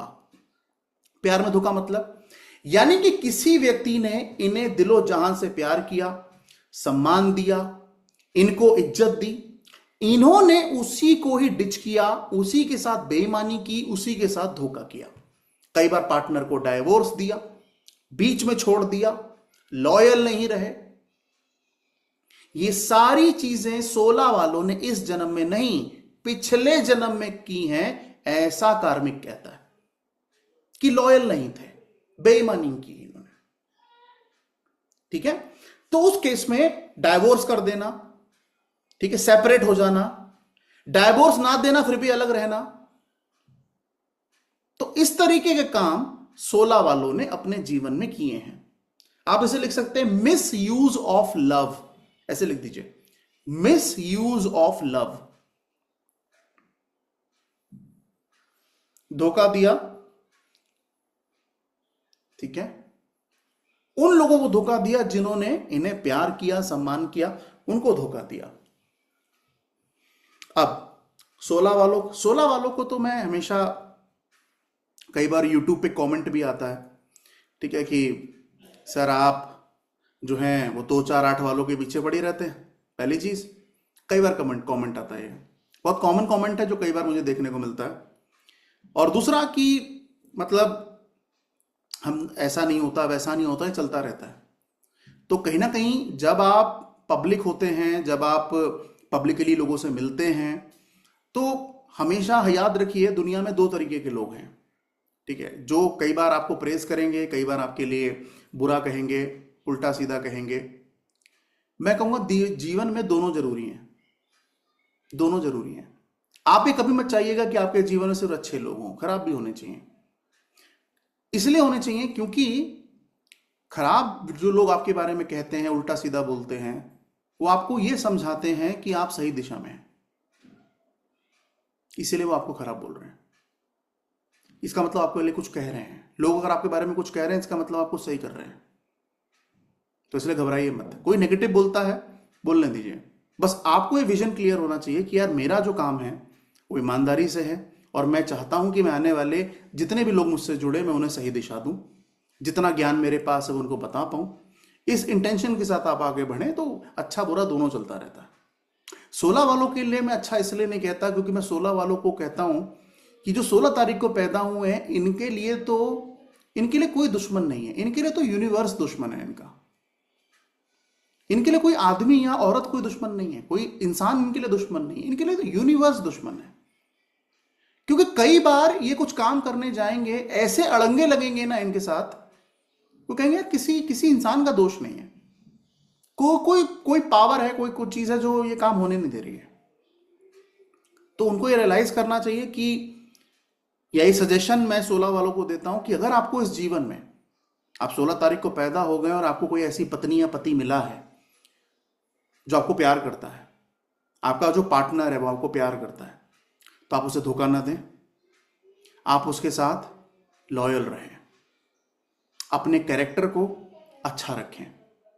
ये एक रेमेडी है 16 वालों के लिए, ताकि अच्छे कर्म करें, वो तो अलग चीज है, वो तो सबके साथ है, मगर कम से कम जिस वजह से आपको 16 तारीख मिली है, वो वजह आप अपने जीवन में इस टाइम पीरियड में वो वजह दोबारा ना क्रिएट करें। तो इससे आपका जीवन काफी हद तक बेटर हो जाएगा, क्योंकि आप वो काम रिपीट नहीं कर रहे हैं। तो ये सजेशन हम नंबर 16 वालों को दे सकते हैं, ठीक है। मगर बी लॉयल, और जो प्यार कर रहा है, आपको सम्मान कर रहा है, आपके ऊपर फेथ कर रहा है, भरोसा कर रहा है, उसको धोखा मत दो, ठीक है। नंबर 7 क्यों नहीं अच्छा? अभी 6 महीने का वक्त है, आईफोन 13 बताऊंगा मैं आपको, ठीक है। आगे बढ़ते हैं। नंबर 19। अब जो लोग 19 तारीख को पैदा हैं, 19 तारीख को 19, अगर मैं आपसे कहूं कि अगर मुझे अपनी डेट ऑफ बर्थ चुननी होती कि सर आप इस दुनिया में कौन सी धरती पे आना चाहेंगे, कौन सी डेट पे आना चाहेंगे, तो मैं कहूंगा नंबर 19। मतलब न्यूमरोलॉजी में या पूरे महीने में जो सबसे अच्छी डेट न्यूमरोलॉजी में पैदा होने के लिए मानी जाती है वो 19 है। हालांकि ये कार्मिक नंबर है, ये नंबर कार्मिक है, मगर सवाल ये है कि भैया ये कार्मिक नंबर होते हुए बहुत अच्छा नंबर क्यों है? इसलिए है क्योंकि यहां पर आपको बाहुबली और कटप्पा दोनों एक साथ मिलते हैं 19 में, 1 और 9। और आप एक चीज कंपैटिबिलिटी चार्ट में ध्यान से देखिएगा, बहुत ध्यान से देखने वाली बात है कि नंबर 9 सिर्फ फ्रेंड लिस्ट में आता है 1 के, बाकी 2 से लेकर 9 तक या तो वो एनिमी है या तो वो न्यूट्रल है। अब ध्यान से देखिए, बहुत बारीक वाली बात है, कंपैटिबिलिटी चार्ट पढ़ के आपको दिखाई देगा। यानी कि नंबर 9 जो है वो सिर्फ फ्रेंड किसका है? 1 का, ना 2 का है, ना 3 का है, ना 4 का है, ना 5 का है, ना 6 का है, ना 7 का है, ना 8 का, ना इवन 9 का, सिर्फ 1 का। तो किसी बच्चे को अगर 1 और 9 का कॉम्बिनेशन मिलके पैदा होने का मौका मिला है, तो पूरे साल में, पूरे महीने में ये बहुत स्ट्रांग डेट है, बहुत स्ट्रांग। तो कहीं ना कहीं अगर मैं कहूं कि जब भी अगर कोई हमसे यह सवाल करेगा कि सर बच्चा पैदा करने के लिए कौन सी डेट अच्छी है, तो आंसर क्या है? 19 बहुत अच्छी डेट है। मगर यहां पर हमारी यह भी जिम्मेदारी बनती है कि मूलांक तो हमने अच्छा दे दिया उसको 1, और भाग्यांक भी चेक करना है। क्यों? मैंने आपसे क्या कहा, बड़ा नंबर है भाग्यांक, बड़ी कैलकुलेशन के बाद आता है नंबर भाग्यांक। भाग्यांक इज मोर इंपॉर्टेंट देन मूलांक। मूलांक में अगर 1 है तो उसे वेरी गुड माना जाता है, मगर अगर भाग्यांक में नंबर 1 है तो उसे एक्सीलेंट माना जाता है। क्लियर? मूलांक में अगर नंबर 5 है तो उसे वेरी गुड माना जाता है, भाग्यांक में नंबर 5 है तो इसे एक्सीलेंट माना जाता है। मूलांक में अगर नंबर 6 है तो उसे गुड माना जाता है। भाग्यांक में नंबर अगर 6 है तो उसे वेरी गुड माना जाता है। मूलांक में अगर 3 है तो उसे गुड माना जाता है। भाग्यांक में अगर 3 है तो उसे वेरी गुड माना जाता है। तो अगर हम रैंकिंग करें ना भाग्यांक के हिसाब से, तो सबसे अच्छे भाग्यांक क्या होते हैं? 1 और 5। सबसे अच्छे भाग्यांक होते हैं 1 और 5। मतलब अगर आपको ऊपर वाले ने भाग्यांक 1 या 5 दिया है और आप अभी भी घर में बैठ के आलू के पराठे बना रही हैं, तो आप ये समझ लीजिए कि आपने अपने जीवन को टोटल वेस्ट किया है। मैं ये नहीं कहता कि पति को आलू के पराठे बनाना खिलाना गलत बात है, मगर हम हर समय आलू के पराठे नहीं बनाते हैं। 24 घंटे में आलू के पराठे नहीं बनाते हैं। क्या हम 24 घंटे में 4 घंटे भी नहीं निकाल सकते अपने लिए, किसी चीज को डेवलप करने के लिए? कोई भी काम जो हमें आता है, अगर 24 घंटे में 4 घंटे भी दिए जाएं हर दिन, तो एक हफ्ते में 7 दिन होते हैं। इसका मतलब आपने 28 घंटे एक हफ्ते में काम किया है, जो कि बहुत बड़ी बात है। तो इसीलिए अगर आपका मूलांक 1 या 5 है और आप अपने जीवन में अपने समय को बर्बाद कर रहे हैं, तो यह अपराध की श्रेणी में आता है। मगर भाग्यांक में 1 और 5 होना चाहिए, मूलांक में नहीं। क्लियर? उसके अलावा अगर आपका भाग्यांक नंबर 6 पे खत्म होता है, तो भी ये बहुत अच्छा भाग्यांक माना जाता है। मगर ये फर्क ये पड़ता है कि एक बैल तो 6 है, आगे वाला बैल 3 तो नहीं है। अगर वो 3 हुआ तो चैलेंजेस नेक्स्ट लेवल होंगे। मगर अगर वो 1 हो गया, बहुत बढ़िया, ठीक है। उसके बाद अगर 7 हो गया, बहुत बढ़िया, क्योंकि मित्र की कैटेगरी में जाएगा। तो इसीलिए 1 5 फैंटास्टिक, नंबर 6 मतलब 1 5 एक्सीलेंट कहेंगे, 6 को वेरी गुड कहेंगे, 3 को भी वेरी गुड कहेंगे, ठीक है। मगर 19, अगर आप 19 तारीख को पैदा हुए हैं, इट्स अ फैंटास्टिक डेट पैदा होने के लिए, बहुत अच्छी है। मगर भाग्यांक जरूर चेक करेंगे क्या जा रहा है। इनको कार्मिक क्यों कहा जाता है? ज्यादातर आप देखेंगे जो नंबर 19 वाले लोग होते हैं, जो पैदा होते हैं 19 तारीख को, ये अपने जीवन में या तो जॉब करें या बिजनेस करें, जिस भी फील्ड में जाते हैं, इनके बहुत ज्यादा हाई चांसेस होते हैं कि ये ऊपर पहुंच जाएं, ऊपर पोस्ट पे चले जाएं, या इनका प्रमोशन हो जाए, ये लीड करें, लीडर बने, क्योंकि मूलांक 1 मिल रहा है। तो लीडर की क्वालिटी, लीडरशिप की क्वालिटी तो पैदाइशी है इनके अंदर, ठीक है। तो उस केस में बस कार्मिक क्यों कहा जाता है? कार्मिक इसलिए कहा जाता है क्योंकि पिछले जन्म में ये बड़े पावरफुल लोग थे। इसकी एक्सप्लेनेशन लिखना कि नंबर 19 को कार्मिक क्यों कहा जाता है। इसलिए कहा जाता है क्योंकि पिछले जन्म में ये बहुत पावरफुल लोग थे, बहुत बड़े पॉलिटिशियन रहे होंगे, या फिर बहुत बड़े कोई आर्मी या डिफेंस में रहे होंगे, या फिर कोई बड़े पोस्ट पे काम कर रहे होंगे, ठीक है। इन्होंने क्या किया है कि इनको जो जीवन में पावर मिली थी उस पोस्ट की वजह से, उस ओहदे की वजह से, इन्होंने उस पावर को गलत यूटिलाइज किया है। यही नहीं करना है। यानी कि इनको, क्योंकि पिछले जन्म में बहुत पावरफुल लोग थे, इस जन्म में भी आप 19 वालों की जब पढ़ेंगे ना, उनसे बातचीत करेंगे, तो वो ये आपको बहुत ज्यादा प्रॉब्लमेटिक नहीं दिखेगा जीवन इनका, ठीक है, अगर भाग्यांक अच्छे नंबर पे है तो उस केस में। मगर क्या होगा, आपको इनको क्या सजेशन देना 19 वालों को कि भैया ऐसा है कि सर इसकी बहुत ज्यादा पॉसिबिलिटी है कि आप अपने जीवन में ग्रो करें, मैनेजर, वीपी, वाइस चांसलर, कुछ भी बन सकते हैं, पॉलिटिशियन, कुछ भी बन सकते हैं। मगर सर जब आपके पास पावर आए, आपके पास ताकत आए, तो आप उस ताकत की, उस पावर का गलत इस्तेमाल नहीं करेंगे। ये आपके लिए रेमेडी है कि आप उसका गलत इस्तेमाल नहीं करेंगे, ठीक है। दूसरे को नीचा नहीं दिखाएंगे, दूसरे को क्रिटिसाइज नहीं करेंगे। ये छोटी सी बात आप मान लीजिए, क्योंकि ये आपने बात नहीं मानी थी पिछले जीवन में, इसलिए 19 तारीख को पैदा हुए हैं आप। तो इसीलिए बस ये छोटी सी रेमेडी उनको देनी है। और काला कपड़ा कभी नहीं पहनना। कभी नहीं पहनना, कभी नहीं पहनना काला कपड़ा। क्यों? क्योंकि नंबर 19 से मूलांक क्या बनेगा? 1 के लिए ब्लैक कलर बहुत खराब है। तो शर्ट काले रंग की मत पहनो, पैंट पहनना है पहन लो, कोई दिक्कत नहीं, मगर शर्ट बिल्कुल मत पहनो। तो ये हम 19 वालों को बोल सकते हैं। तो ये सिंपल सा एक्सप्लेनेशन। मगर पावर का मिसयूज मत करो, सिंपल, पावर का मिसयूज मत करो, ये आपको 19 वालों को बोलना है। और आप देखोगे 19 वाले चाहे जॉब करें या बिजनेस, ये अच्छी पोजीशन पे पहुंच जाते हैं। और कहीं ना कहीं इनके दिमाग में रहता भी है, यार मुझे ऊपर जाना है, मुझे लीडर बनना है, मुझे टीम लीडर बनना है, मुझे मैनेजर बनना है, मुझे वीपी बनना है, मुझे बिजनेस चलाना है। और ये बात मैंने पहले भी कहा था, अगर आपका मूलांक 1 है तो वहां पर थोड़ा सा जॉब करना मुश्किल हो जाता है।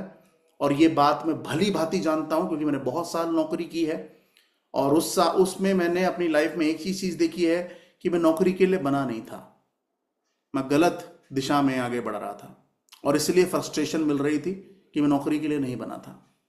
तो उसी जिस दिन मेरे जीवन में ये न्यूमरोलॉजी आई, इसने मुझे सिखाया, बेटा कहाँ तुम मछली हो, तालाब में तैरो, समंदर में तैरो, तुम कहाँ पेड़ पे चढ़ रहे हो, तुम डायरेक्शन ही गलत है तुम्हारी।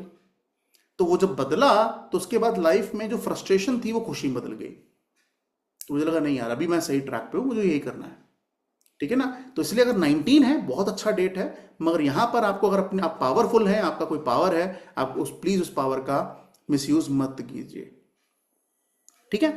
आगे बढ़ते हैं। तो यहां पर कार्मिक नंबर की अगर हम बात करें तो 10, 13, 14, 16 और 19 ये नंबर सारे कार्मिक कैटेगरी में जाते हैं। तो ये नंबर हम सामने वाले को देने के लिए अवॉइड करेंगे, ठीक है। तो आज की क्लास में हम इतना ही डिस्कस करेंगे। अब आपसे मेरी मुलाकात सैटरडे होगी 7:30 बजे।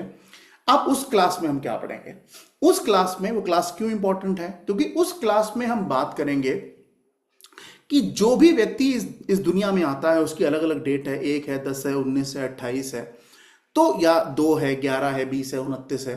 तो ये सबका मूलांक या तो 1 बनेगा या तो 2 बनेगा, ठीक है, या 3 भी होगा, 4 भी होगा।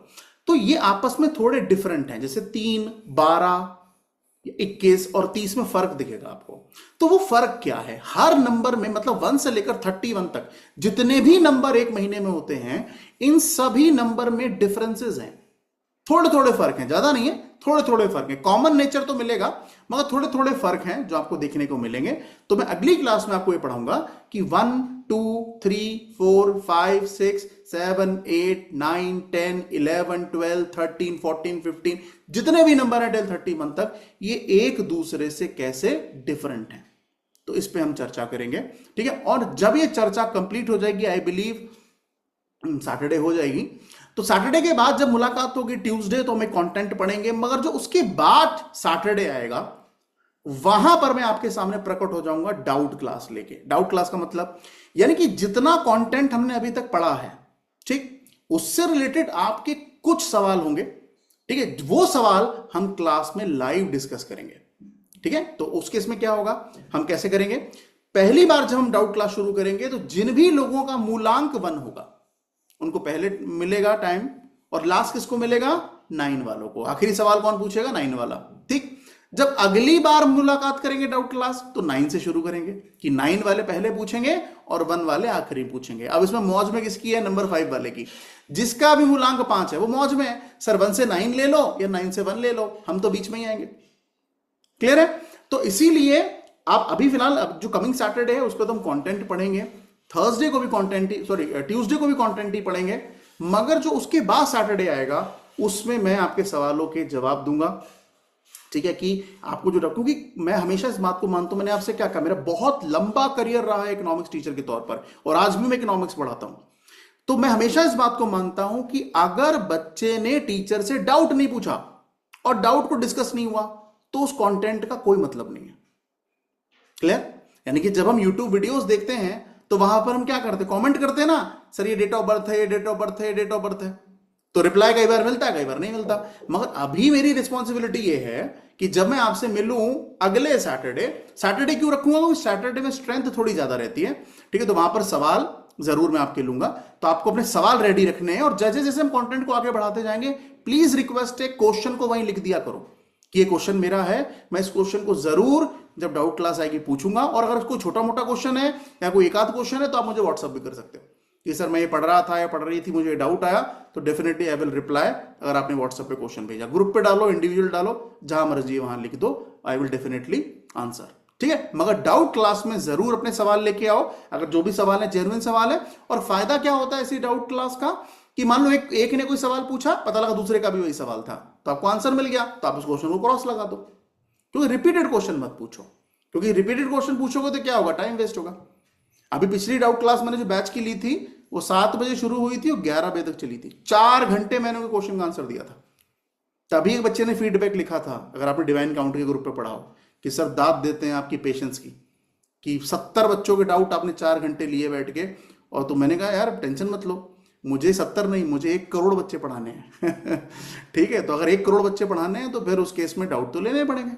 ठीक है, तो मिलते हैं आपसे सीधा सैटरडे, और सैटरडे हम चर्चा करेंगे अगले कॉन्सेप्ट की कि भैया ये सारे नंबर्स आपस में डिफरेंट कैसे हैं, और ये वीडियो आपको वेबसाइट पे मिल जाएगा, लॉगिन आईडी पासवर्ड डाल के आप इस वीडियो को देख सकते हैं। तो मिलते हैं तीसरा सैटरडे, तब तक के लिए शुभ रात्रि, शब्बा खैर, अल्लाह हाफिज, ऊपर वाला आपको स्वस्थ रखे, thank you, bye, good night and take care of yourself, जय श्री राम।